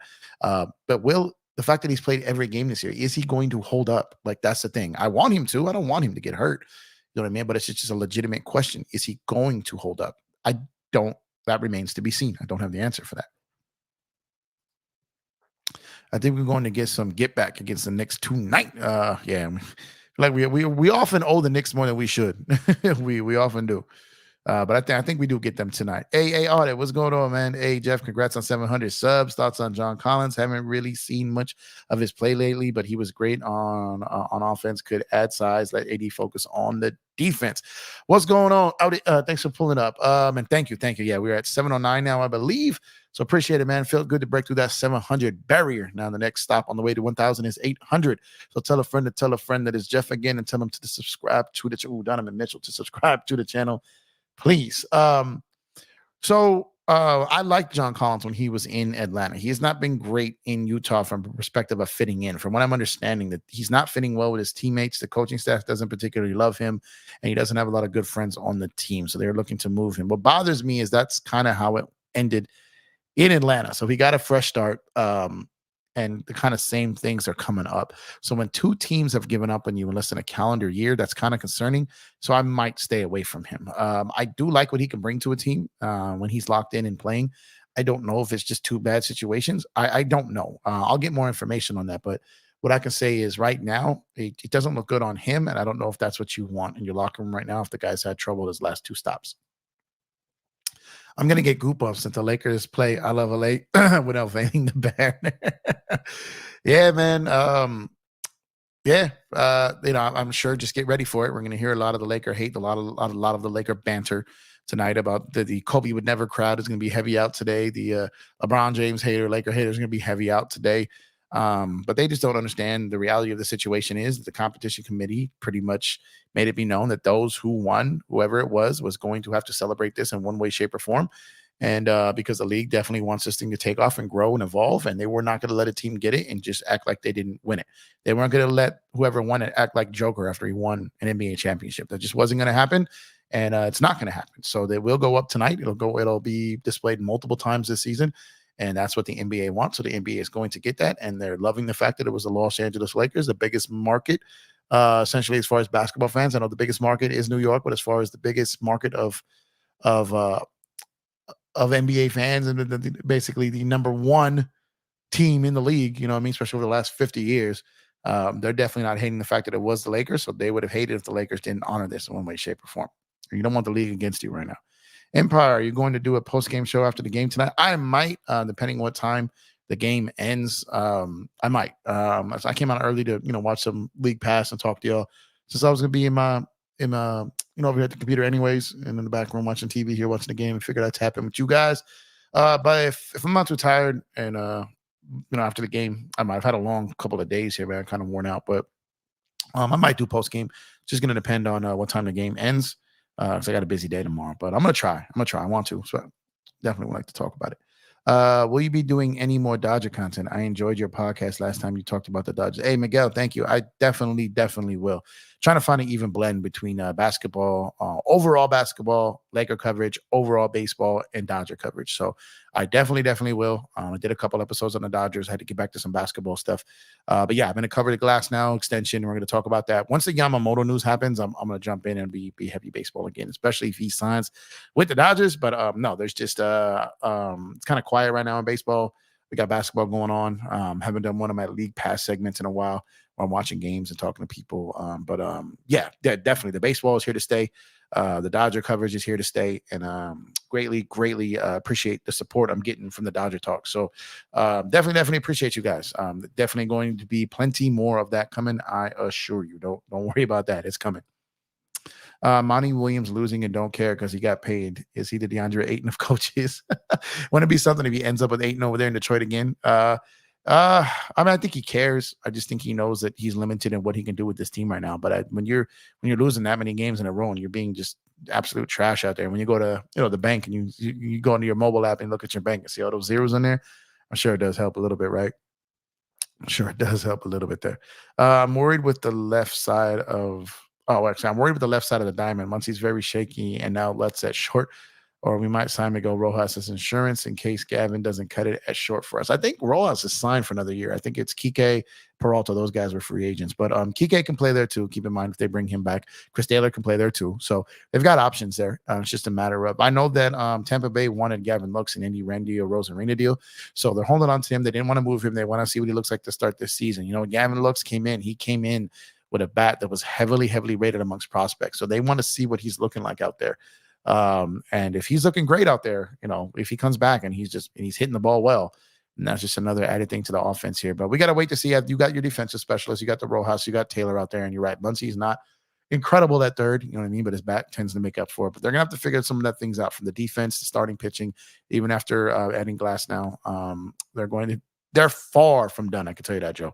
They are far from done when it comes to shoring up that roster, shoring up the defense, and shoring up those arms. So they're far from done. They're just waiting on the Yamamoto decision. And once that decision happens, a bunch of things will kind of be a domino effect from there. And it will be pretty quickly because he's holding up the entire league right now. Like the Cy Young Award winner for the National League still has no team. Still has no team. The guy who's never pitched an inning in Major League Baseball is holding up the market over the National League Cy Young Award winner. So that's how tells you how big of a deal this is. Once Yamamoto signs his deal or agrees to his deal, then you're going to see a fury of moves immediately after the fact.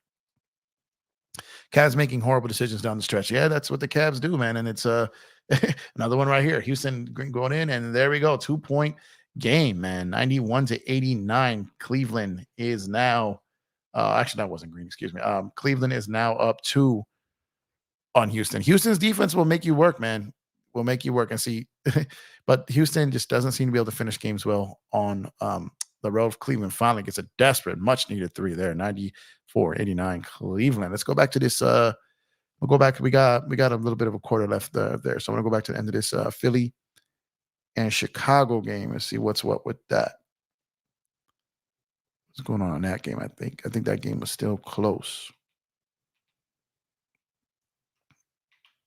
If the Bulls get this one on the road, that'll be interesting, man. That'd be a pretty bad L for Philly. But Chicago looks like they are up still 81-78. Clippers 112-87 over Indiana, sitting up there with a 25-point lead on the road in a tough place to play. Holding Indiana only 87 points, one of the highest rated offenses in league history, holding on to 87 points right now. That is nothing to sneeze at there. Cleveland now up 96-91 on the Rockets. Hornets up 3 on the Raptors, 56-53. Detroit only down 9 to the Hawks. And Miami up 12, 66-54 on Minnesota. OKC up 5, 48-43 on the Grizzlies. But this Chicago and Philly game, 81-78 Chicago. DeMar DeRozan going to the basket, loses the ball. Covington gets it out to Maxey. Here comes Maxey going left to right. Gets cut off there, looking to swing the ball up top. Maxey's getting double teamed there, swings it out there to Patrick Beverly, who looks like he's never driven a ball in his life. Patrick definitely looking to put past the ball here, man, which means he's probably going to force a shot. And double clutch, gives it over to Covington, who misses it. Drummond with the rebound and the foul. Chicago side out, 81-78, 9 minutes, 15 seconds left to go in Philly. What should the Dodgers do if Yamamoto signs with any of the 2 New York teams? Any players they would like to go after? Yeah, you got Giolito. You could make potentially the Corbin Burns trade, the Dylan Cease trade. You got Blake Snell still available. You got arms out there. You got guys that they could that they would definitely look to go get. And they've had talks with these teams. They said that the Dylan Cease talks are kind of on hold until Yamamoto. Same with Corbin Burns. I think the Dodgers. Oh, Drummond with a running floater, 83-78 Chicago. There's a lot of things in play, but because Yamamoto was holding up the market, they're just waiting to see what becomes available. And that's just what we know that they're doing. We don't even know the ones that could come up after the fact. But God, Pat Bev is just what is he doing? But there's a lot of things that are going to happen as soon as Yamamoto agrees. And the Dodgers are going to be in the mix of a lot of it. I think Hader is someone that they're sitting back waiting on that they would love to get. Kobe White off the glass, 85-80 Chicago. There's a lot of things in play right now. Just waiting to see the Yamamoto decision, because if the Yamamoto chooses the Dodgers, they'll still have moves to make, but at less money. If Yamamoto does not choose the Dodgers, and the Dodgers have a lot of money still to work with, Tyrese Maxey puts up a 3 and misses. Let's see who is it. Philly gets the rebound. 85-84. Oh, no, 85-82 Philly. About 8 minutes left. And Caruso is just so much more comfortable with the ball now. Goes to the basket, driving layup. 87-82 Chicago. He's added that to his game.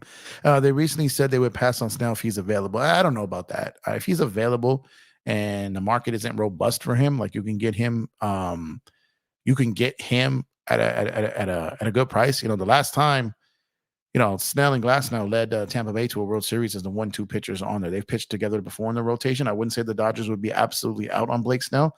I just don't think he's their top priority. Their top two priorities were the two Japanese guys of Otani and Yamamoto. They got one of them. They're trying to close a second. If not, I believe they absolutely will be in talks with Snell. I don't know if they'll get him, but can definitely will have a shot at him. Philly went on a 9-0 run in the fourth. Okay, that's how they got close. Yeah, they're sitting here still down 3, but I still Philly probably still pulls this game out unless they just completely fall apart here. Cleveland up 3 on the Rockets, 96-93. That one's coming down here to the end of the third quarter there. That looks to be a good fourth quarter. And the Clippers just shellacking Indiana in there tonight. Philly with a bucket there, man. 87-86, 1-point game.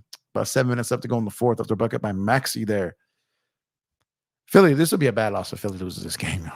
2023 has been a solid year for Lakers fans. LeBron passing Kareem, Lakers training Westbrook, then making the playoff push, then winning the first in-season in-season tournament. Overall, pretty good year for the Lakers. Absolutely, JS. And we needed it because we've been in a rut the last couple of seasons, man. So we needed some things to cheer for. And that in-season tournament was intense. It was fun. I loved it. Those joints felt like a finals game, man. I know obviously it wasn't, but I'm talking about the excitement. It felt great. It felt good to have that much excitement in a Laker game when you were playing for something in the final game of something. That was amazing. All right. Let me switch this game as a commercial now. Get back over. I don't know what happened to the let me see, they put it on this one. NBA showing on the oh, there we go. NBA was tripping on the multi-view here. Do you guys, for those who have NBA League Pass, they got that version, which is supposed to be kind of like Red Zone, where it's the Crunch Time app, where you get to see the games coming down to the wire. Did you guys watch that? Can't leave poor Trout alone in that mess in Anaheim. Let's put him in blue too. They're going to try. I just don't know. There's only one way that Mike Trout ends up a Dodger, and that's if he demands a trade or asks for a trade and specifically asks to go to the Dodgers and says, hey, I've been loyal to you. I've given everything you've asked. Can you send me to my desired destination? They don't have to. That's the only way I see it happening is one, he requests a trade and asks them to honor his request by making him a Dodger. So that would be the only way I see it happening. And I still don't know for sure if it would. But I would love to see Mike Trout as a Dodger. I would like to see him play for something. And I would like to see him back with Otani. That could be powerful. To see them both play for something in the playoffs for the Lakers, for the Dodgers in Los Angeles. I'm watching basketball, talking baseball, in a city with the energy, man, sold out games left and right, man. That would just be incredible to see. I'm here for it. Absolutely here for it. Toronto, Charlotte is a good game. Chicago, Philly, like I said, 1-point game. Houston and Cleveland. Now Cleveland only up 1 now. Looks like at the end of the third there. Detroit within 5 of Atlanta, 68-63. Memphis and OKC is a better game than I anticipated. 50-44. OKC now, and I think someone just scored there. What's that score? There should be 50. Okay, still looks like the scoreboard is a little ahead of the feed there. That's awkward. Can it be the money Snell is asking for? His age, health, length of contract, or anything in the locker room? It's a bit crazy. He's a Cy Young Award winner and still hasn't been signed. Well, that's because they got him ranked behind Yamamoto. So Yamamoto, they have him ranked as the best available pitcher. Well, technically behind Otani, right? Even though Otani's not going to pitch this next season, Yamamoto has been the best pitcher on the market that is going to pitch next season. So he is rated higher than Blake Snell. So that's why Blake Snell has not got a team yet or got paid yet, but he will soon. He will get paid. I don't know where he ends up. I think you could look at, like I said, the Dodgers, the Giants, the Angels, the Padres. I haven't heard been too linked to resigning him, but who knows, right? Atlanta, like there's teams that will come out of nowhere and do it, especially if the money is right. And he will get signed and he will get big money, but he's not the premier. I can't remember the last time a Cy Young Award winner went into free agency. It wasn't the premier arm on the market. And that is odd, especially a guy who's pitched in both leagues and pitched well in both leagues. It's odd that he does not have a team yet. So that is definitely interesting, but we're gonna have to wait to see on that and see what how that plays out. But the money, I think teams have talked to him about money. But I do also believe that, like I said, Yamamoto is holding up the market, just like Otani held up the Yamamoto market, and now Yamamoto is holding up the rest of the market. Once he signs, you're going to see a bunch of moves after the fact. So I'm hoping he chooses the Dodgers. I just don't know what it'll be. I got my notifications on. I'm checking in with everyone. I don't really have any updates other than it's moved a couple times. The last update I had was from the end of last week, so I don't have nothing new. But last I heard, it was sounding like at the time that the Yankees were willing to go top dollar. But then once the Mets, I don't know if the Mets are, having him come to the owner's house and doing all this stuff just to drive up the price on the Yankees or Dodgers, or if they're serious. I don't know, but I do know he went to the owner's house. All right, he went to the owner's house. I do find it a little bit weird, man. When he met with the Yankees the first time, he flew out to LA to meet with them. Okay, and then the second time he met with the Yankees, he was in New York. He went there to visit with the Mets and then requested the Yankees meeting after that, since he was just there. But it was like he didn't plan anything with them before he got there. That's kind of interesting to me. I don't know if they're out there playing a hard bargain with the Yankees, trying to get the money offer up, or if he's really like just going for the top dollar, or if the Mets are the favorite at this point. Like, I don't know. But what I heard last week, toward the end of last week, was that the Yankees were probably willing to outspend everyone. And at that point, it looked like the Mets weren't really going to go down the path of trying to outbid people. That was the end of last week. Then this weekend happened, and the reports are that the Mets are not only willing to outspend, but that he would go there. So I don't know where that stands right now. So since he left LA, I don't know. I don't know what's going on. If he's okay with playing with Ohtani, which reports are he is, and the Dodgers were his favorite team, and I don't think the Dodgers are going to sit back and just be heavily outbidded for him. So I think the Dodgers, at last point, I was convinced the Dodgers were in the driver's seat. I believe they're in the front seat. I just don't know what chair they're in right now or what seat they're in yet. But I do believe we will find out soon. And I do think this may be the only time that Yamamoto is a free agent in his entire career. Now, he could do multiple opt out, and do this process again in a couple years. But also, it could also be the only time he is ever a free agent. So I get why he's doing his due diligence. It's a new country. He's got to figure out some things. But if he does pick the Dodgers, oh man, the city's going to be crazy. But I think the New York teams, it's going to be LA or one of the New York teams, I believe. Do you think Urias will be signed? Have you heard anything? What I'm hearing right now is no team is touching him right now, just for the simple fact that the district attorney has received the case. Now they're deciding if charges are going to be pressed. And it's just a matter of when, not if, I believe. I don't see how they don't press charges when you see, the evidence that leaked. So as a result of that, even if for some strange reason there are no charges pressed, I don't think a team will take him because there's video evidence. And obviously, if there are charges pressed, then it's not going to be for a while before someone takes him, even if they do. But Urias has Chicago up 1 now. Urias is about to be up 3. Urias fumbled the bag there, man. Horrible time to do this stuff. It's a horrible time any time to do this. This is not his first offense of getting roped into some stuff like this. And now he's got could have killed his career. So I wish it didn't happen, but it did. I do not believe he's on the team this year. I just don't. Hey, Jeff, the Flippers are winning. Hey, Stanley Johnson is my GOAT. Yeah, they are winning. They're killing, man. 119-99, up 20 points. That defense is impressive. But how about Houston and Cleveland? Tied now at 101 in the fourth quarter. Philly and Chicago. Chicago up 90-89. Minnesota down 10 down to Miami, 71-61. Charlotte up 1 on Toronto. In Toronto, 70-69. Memphis down 8 now, 57-49 to OKC. And that is where we currently stand, with Atlanta up 9 on Detroit in the third, 76-67. You guys watching any games right now? Talk to me. What are you guys watching? Yamamoto was on his way back to LA. I heard Ohtani is doing heavy recruiting for LA. Yeah, no, he is. I mean, I don't know how much is like really being recruited versus out there just, letting him know. Obviously, he knows he wants him there. He's probably checking in with him after everything, right? And I think it's a tough decision. Like, it's a really, really tough decision. And I don't think he's shying away from being a Dodger. I think he's out there, like I said, he's trying to probably get the most money he can and have a chance to win. So I think that favors the Dodgers in that perspective. But the New York teams, I don't think the Mets are close to winning right now. But the Yankees could be. You've got Garrett Cole and Yamamoto. You had Juan Soto to Aaron Judge and Giancarlo Stanton over there and what they have. The Yankees are closer to winning. So my thing is, if it's purely money, it's probably Mets. And maybe, I don't think the Sox are in. I don't think the Red Sox are in.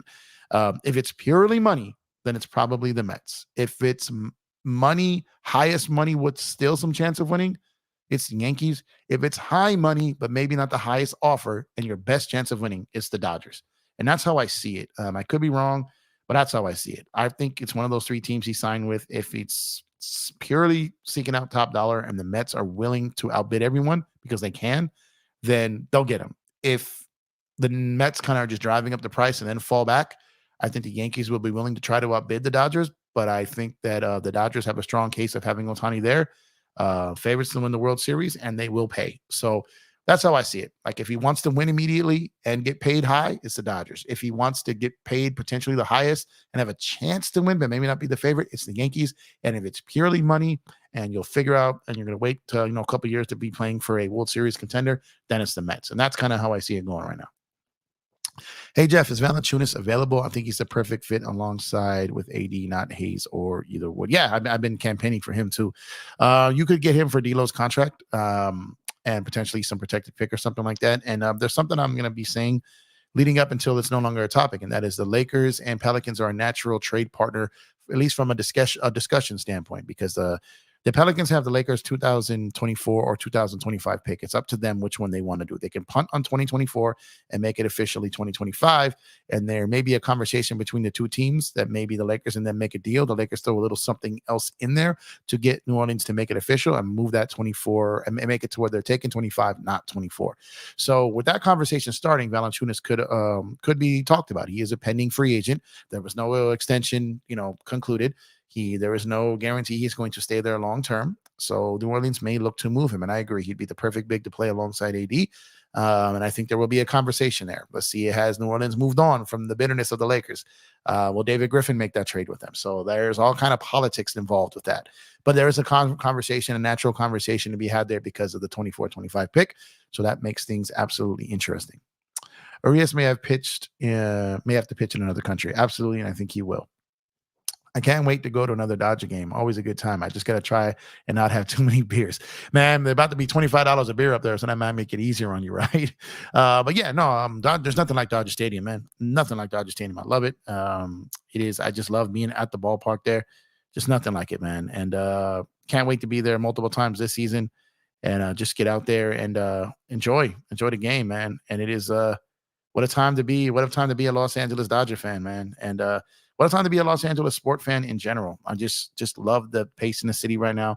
Love everything that's going on, and really, really excited about what's coming and what's happening here. Give me 1 second, guys. Bear with me 1 second. Sorry about that. But can't wait to get back to Dodger Stadium, man. I want to go on the road this season and cover some Dodger games on the road. So definitely looking forward to that too. Of course, the Rockets playing well. If they lose, their coach gonna smash. Can't risk it. Yeah, man. Don't fumble his bag, right? Clippers still up 19. Chicago now up 8 on Philadelphia there in the later on the fourth quarter. Cleveland up 6 though on Houston. They should pull that out, man. As far as nothing really close other than Charlotte, Toronto right now in the third quarter. So I'm gonna go to this Philly game to finish this out. Make that the whole screen here instead of watching the multi-view, and let's see how this game comes down here. But let's see. 2.5 minutes left. Chicago up 6. This is going to be a bad loss for Philly, man. So 2.5 minutes, plenty of time left with the way that they can shoot the three. But this is going to be a bad loss if this one slips through their fingers here. Cavs need to win this game. They do. They absolutely do. And I think they will. Houston just struggles on the road. Kobe White deep from 3. Front rim misses it. Did I get knocked out by Caruso? I think it was knocked out by Caruso. 76ers ball, 2:22 left, 100-94. Chicago in the lead. Philadelphia with the ball, about to take the ball out. Philadelphia's got 2 timeouts left. Chicago with 2 timeouts left. Philadelphia is in the bonus. My God, Kobe White took that from the coach's box line, that 3. That was an ill-advised 3 there when you're looking to put away a team at home. Ill-advised 3 there, Kobe White. But what's going on here? They didn't call a foul there, did they? Oh, they did. Okay, that was a foul. So Joel Embiid going to the line, 194 Chicago, 2:22 left in the game. Philadelphia was in the bonus. Joel going to sit here and take forever to shoot this free throw because that's what he does, and makes the first one, 100-95. Lakers will win tonight by 5 or 10 point lead. I hope so. I think they should be able to handle them tonight. They definitely should. Maybe Ohtani tells him not to sign with a non-contending team. I'm pretty sure they both want to win since they won for Japan this year. Ohtani knows that's how we're tasting his mouth of losing. Yeah, and he maybe doesn't want him to come in the league and not know winning for the first 5-6 years of his career. Joel Embiid makes the second one, 100-96 Chicago. That's a valid point. It's an absolute valid point. Come in here, experience winning out the gate. Don't do what I did. Go and just Not have a single playoff game in my career, 6 years in, 29 years of age, never played in a major league playoff game. So that could definitely be something. He's definitely telling him that. And I can guarantee you this decision is not easy. Yamamoto's meeting with everybody. Sometimes, block shot there, but DeRozan gets the ball back. Let's see, hold on. Big possession here. Gives it out to Kobe White. Kobe White going on the lane. Corner, kicks it hard. He kicks out to Caruso. Ball goes to, but tipped in, but it is a foul. Looks like, I don't think Chicago was in bonus yet. Was that during the shot? But yeah, so I think he may be trying to tell him, don't do what I did, come into this league and not have a chance at winning. You don't want to have that happening, right? Yo, DJ, what's going on, my guy? 60 Cent in the building, taking a break from his workout to chime in. What's up with you, DJ? If you haven't already, head on over to Lakers in 5.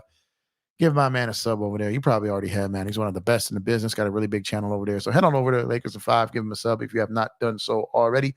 Appreciate the pull up, DJ. Appreciate you, brother. Hey, Jeff, feeling bad for your New York Football Giants. Yeah, man, that game was a game until it wasn't, right? Yeah, I mean, I pretty much knew what it was after the first game or two of the season. I still watch all the games, but they're not playing for nothing. So at this point, like, what are they playing for? You should be trying to get a better pick at this point. I don't necessarily love the tanking, but trying to win games at this point of the season, like, it doesn't benefit you. So 102-96, Philadelphia with the ball, just under 2 minutes left. Good defense there by Caruso, shading Maxey there. Maxey does indeed get the ball, trying to go around a pick. Caruso fights through the pick, chasing him all the way to the basket, throws it up, gets fouled. Maxey going to the line for 2, 102-96. Chicago, 144 left in the fourth quarter. Maybe he looks out for his fellow Japanese friend teammate. Well, he definitely is. I mean, the honor system over there with those guys, they communicate, they work with each other. There's no real, he's definitely trying to look out for him. And now Ohtani may be also want to hear what it's like from these other teams from his perspective. He just went through this free agency pitch. He didn't meet with the New York teams. So maybe he's dealing with Yamamoto, trying to see what it was like to meet with them, So there's always that. There's always that. So, they're in communication. They're still, they're kind of brothers in arms here, right? As far as being guys that come from different countries, they're playing for American teams. And Ohtani did not go on a free agency path to New York. So he may be getting some feedback on that. Give me 1 second, guys. So that could be something that is taking place. But outside of that,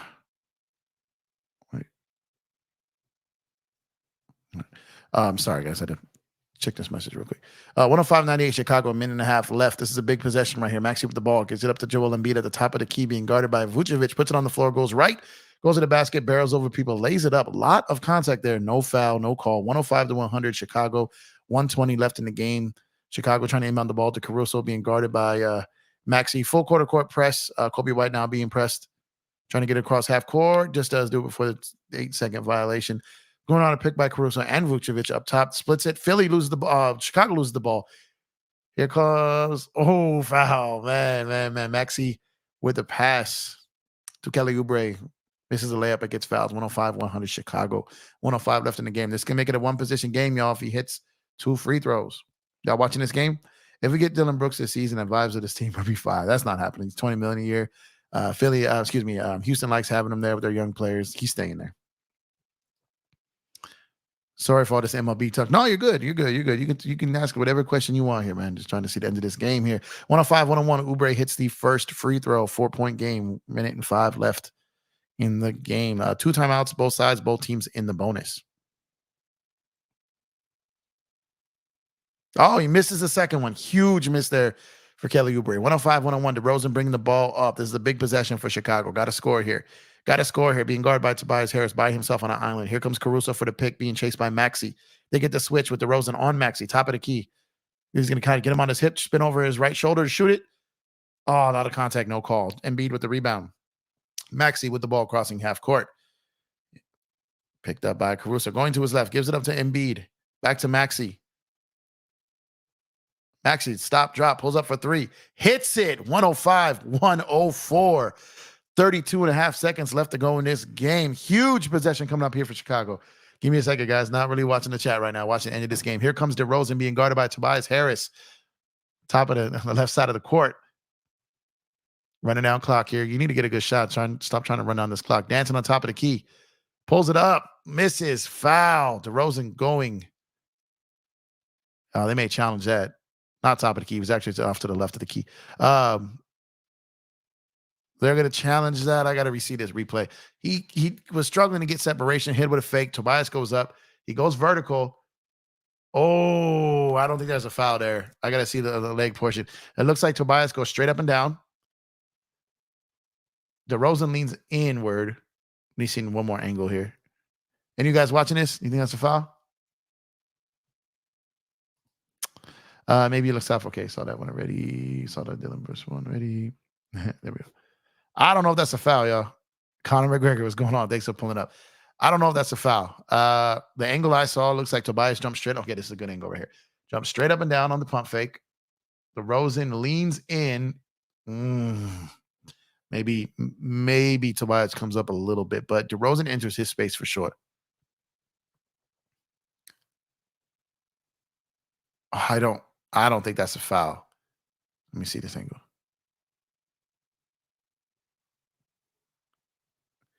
That's a bad shot.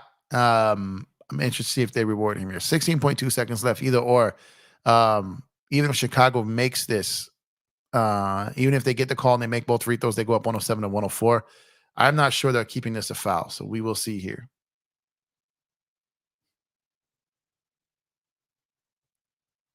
No decision yet. I don't got my sound on right now, so don't know what's being discussed. But it looks like they're walking back out to the court, going to the free throw line. So it looks like foul was upheld. Man, that was a tough one.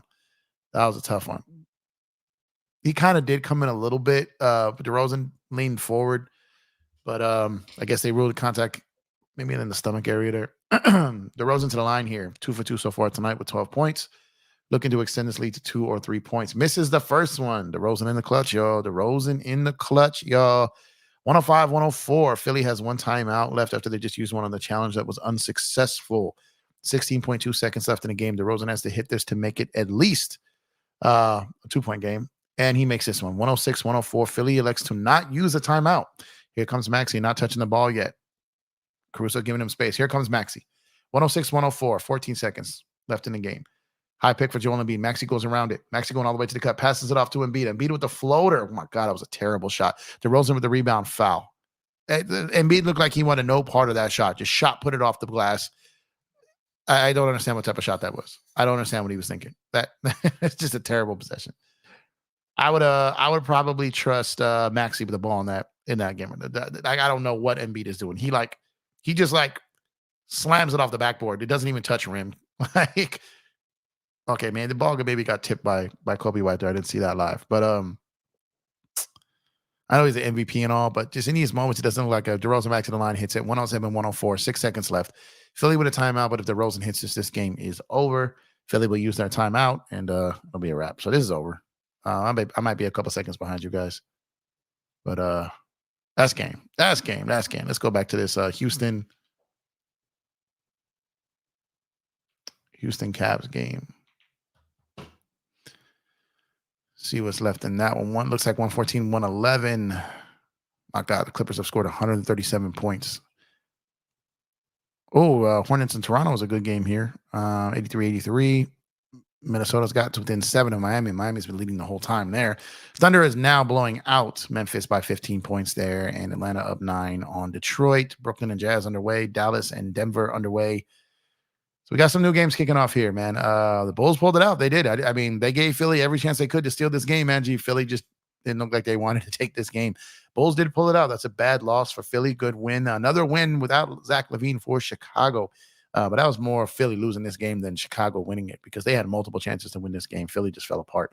I know there's a lot of season left still to play, but where do you predict our Lakers finishing this season? 4th or 5th seed? I think they could finish in the top 5 seed for sure. As they get everyone back and they go on some runs here, there's a trade made. I had the Lakers being a top 4 seed to start the season. I'm gonna stick with that. I think they definitely have a chance at it. Bulls playing well without Zach. Absolutely. More guys touching the ball, more guys being involved, more ball movement. They're not a better team. I'm saying they're not going to make the playoffs without him. But I don't know if they make the playoffs with him either. You know what I mean? It's not like they're playing better as a team. But yeah, it's a weird situation over there in Chicago. Definitely a weird situation. Come on, Cleveland. Yeah, man, Cleveland should. I don't know how Cleveland could blow this game. Like I said, Houston does not tend to win on the road. So 5 minutes left in this game, Cleveland up 3. I'm going to watch the remainder of this game now. Dylan Brooks coming up on Max Strus. So Jared Allen gets the ball up top, gets it off to Donovan Mitchell. Mitchell, was that okay? Kickball there on Sengun there. Yeah, because I was like, might have been slightly, that was a little higher up on the leg, but still was. Lakers will finish 5th or 4th seed this season. That's my prediction. I think that's a fair prediction. I think they could definitely finish within that range. But again, health is wealth, and they got to stay healthy, man. And the depth shall set us free. So they got to stay healthy, and they definitely got to give me 1 second. Sorry about this. Got to stay healthy and need some luck on their side when it comes to that. Donovan Mitchell up top does not use the screen by Allen, trying to go around, stops, pop, pulls up 3, gets it, blocks. Sengun gets the ball, pushing the ball up here, and not giving it to the point. He's the big man pushing the rock, huh? Now gets it over there, and Dylan Brooks waiting on the wing, trying to get it. Sengun back in the paint there. A lot of contact there. What is going on here? Travel? Interesting. Jalen Green went to the cup, bodies falling all over the place. They called the travel there. Strus fell down in front of him. Yeah, that's a tough call. That's a tough call. Cleveland the ball up top now, trying to extend this lead. 3-point attempt, cash money. 3-pointer there for Caris LeVert. Potential feature Laker Caris LeVert. 117 to 111. 4 minutes left to go in this game. What time is the banner going to be unveiled? I don't. Is it before the game or at halftime? I honestly didn't catch that. If you guys in the chat know, let me know. I don't know if it's before the game or at halftime. I'm not entirely. Or if they're doing it in like just a second. I don't know. That's a great question. I don't know. I should know. It's a failure for not knowing, but I don't know. Guys, if you haven't done so already, come on, give the video a like here. Be greatly appreciated. If you have not done so, also please subscribe to the channel. Turn those notifications on to get notified when we go live games like tonight. I'm sorry to tell you this. Jackson Hayes has been terrible for us. Christian Wood should be playing more minutes than Hayes. And he'll get his chance. And I don't disagree with you. Jackson Hayes, he's had moments, but Christian Wood should definitely be getting more minutes out there. He was promised that from what I understood when he signed. So he'll get his opportunities. They'll get their chances. It's still, fairly early. But Christian Wood has got to continue to earn it, though. Definitely got to continue to earn it. I heard Darvin Ham out with the flu. Can the flu last for the entire season? I know he was out. I don't know if he's coaching tonight, but I know he was out. I agree with Stanley. I don't know if he's back tonight. I don't know if he's a game time decision, but I know he was out with a non-COVID related illness and, trying to get back on his feet. So shout out to Coach, man. Get well soon, man. All jokes aside, hope you get healthy. Sucks to be sick this time of the year. Any time of the year sucks to be sick, but not during Christmas time, man. Speedy recovery to you, Coach Ham. I'm not wishing no harm on you, man. Get well soon. 117, 111, 4 minutes left to go in this game.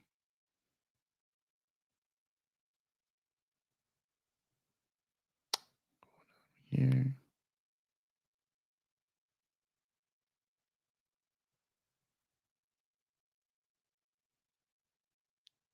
Sorry, I had to respond to a message there real quick. 117, 111.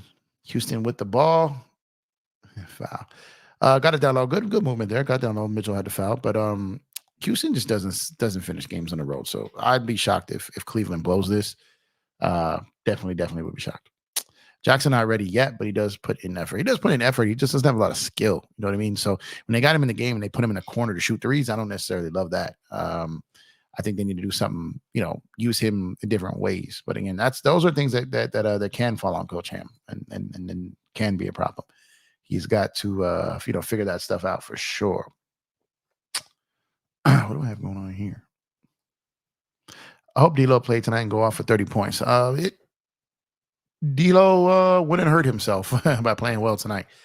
I feel bad for D'Lo, man. He's in a tough situation. Not necessarily in a perfect role for him. He's, other than Darvin Ham, he probably catches the most heat from Laker fans. Man, Caris LeVert. I thought he was going to get to the basket there. Who point blank missed layup, claim he was fouled. Was not 117, 113 Cleveland. Here comes Houston. Dylan Brooks for 3. Bang. 117, 116. 3.5 minutes left. It's a good game here, y'all. Dylan Brooks out here giving a stare down, doing his little hop. Man, he's having such a good season. Shout out to him, man, for real. Shout out to him. Shout out to him and his family. Got paid. Playing well. Playing free. Playing with some youngsters. From what I hear, being a good vet. Strus for 3. He hits it. 120, 116 Cleveland. 3-1-3 left in the game here. Man, this is a good one, y'all. Y'all watching this game or not?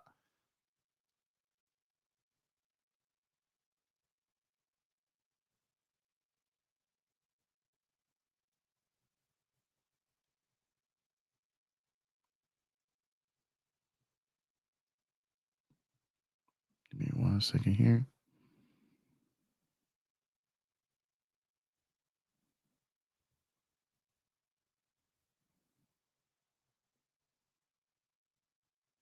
Sorry about that. Okay, so 120, 119, Cleveland, 2.5 minutes left in the game.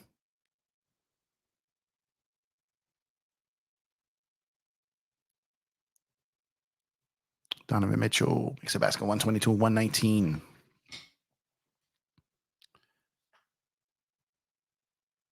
This game is a lot closer than I thought it would be at this point.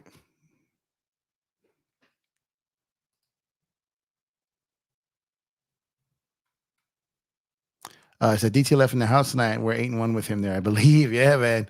Damn, brings us good luck when he's in the building. Absolutely. Man, I hope they get a win just for him. You know, Sengun with a dunk. 122 to 121. 159 left to go in the game here. Donovan Mitchell with the ball up. With the ball up top, getting double teamed. Passes it off there in the top of the key. Gives it over to Karis LeVert. Ooh, he almost traveled there. Goes down the middle. Pulls up. Ooh, no, does not get it. Sengun with the rebound. Here comes Fred VanVleet.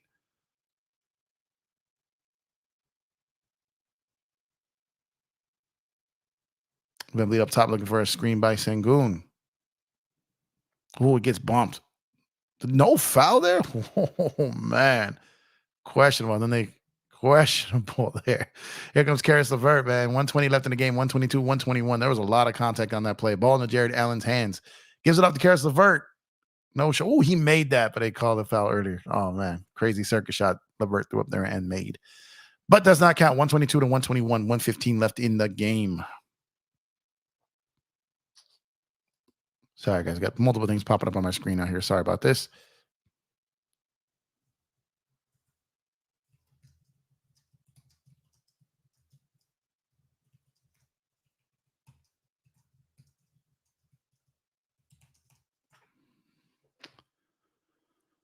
$115 left in the game. We got free throws coming up. Yep. Oh, no. Side out about. Okay, here comes Karis LeVert with the ball inbound. Looking to try to get it to Donovan Mitchell there. Donovan Mitchell, the top of the key, trying to get a screen by Jared Allen, but Fred VanVleet actually bodies him off. Donovan Mitchell, ball goes all around the rim, comes out. Cleveland with the rebound. Karis LeVert gets the ball over to Max Strus, pulls up for three. Oh, in and out again. Jared Allen had the rebound, loses it off his leg. VanVleet on the floor, gets it over to Jeff Green. Jeff Green now gives it to Dillon Brooks. Back to VanVleet. 122 to 121, 50 seconds left. Ball in the low to Sengun. Oh, gets it under the basket, trying looking for something. The Cavs defense is there. Dillon Brooks top, gets it back to VanVleet, right around the Cavaliers logo. Gets it back into the paint. Here goes saying, ooh, that's a super foul. So he's going to the line here for two. Sengun to 122, 121. Houston to the line for two. Jeff, what's one main reason you see the Lakers part ways with Darvin? I'm not saying it's going to happen. If he doesn't continue to show growth, but that's not going to happen this season. He's our coach for this season. If they do end up parting ways with him, it's because he just isn't growing as a coach and the team isn't buying in. But for now, it doesn't look like he's lost the locker room. The fan base is blaming him for a lot of the things. I don't think they'll fire him for that. But it will not happen this season. We'll have to see how it goes next. Sengun misses the free throw. 122, 121 still. Cleveland with a 1-point lead. The D'Lo criticism is way overboard, in my opinion. I think so too. He's doing the best he can in a role that he's limited in, because I'm not exactly letting him be him out there. So I think the D'Lo criticism is tough, but it comes with the territory. You know, Laker fans want everyone to average 20. Sengun makes the free throw. Tie game, 122, 122, 36.8 left in the game. I'm watching Rockets Cav. Great fourth quarter. Absolutely. This is a great game right here. I think the problem with the Lakers and defense at the rim and rebounding, we need a big guy to do that, like Gafford or Isaiah Stewart. The dirty work is needed. Yeah, you need a dirty work big for sure. LeVert for three, misses. Rockets, almost lost it. Ball in Fred VanVleet's hands. Shot clock at 17, game clock at 19, roughly about 2 seconds difference. No timeout here for Houston. They're choosing to go it. High pick coming up here from Dillon Brooks for Fred VanVleet. VanVleet pulls up for three. That looks short. Yeah, front rim. Sengun looks like he knocked it out of bounds. They're giving the ball to Houston. Okay. Thought Sengun hit that. Yeah, that was interesting. Non-call there. That was crazy. I thought so too. That was a crazy bump that got called there. But Houston's gonna get a chance to get the ball back here.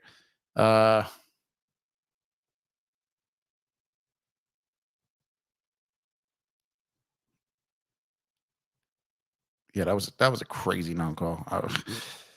But it happens, man. It happens. So it's gonna be a good possession here for Houston to try to steal one on the road, man. They haven't been able to really get wins on the wins have been at a premium for the Houston Rockets on the road this season. They're very tough at home, but not too great on the road. And Cleveland's been in a rut. That's probably what the doctor ordered for them to get Houston in their building tonight. But Houston is making it difficult for them, which they can do on the road. But they've been in games at the end and haven't been able to close it out. So let's see what happens here as they get the ball back here at the end of this game. So let's see what goes on here.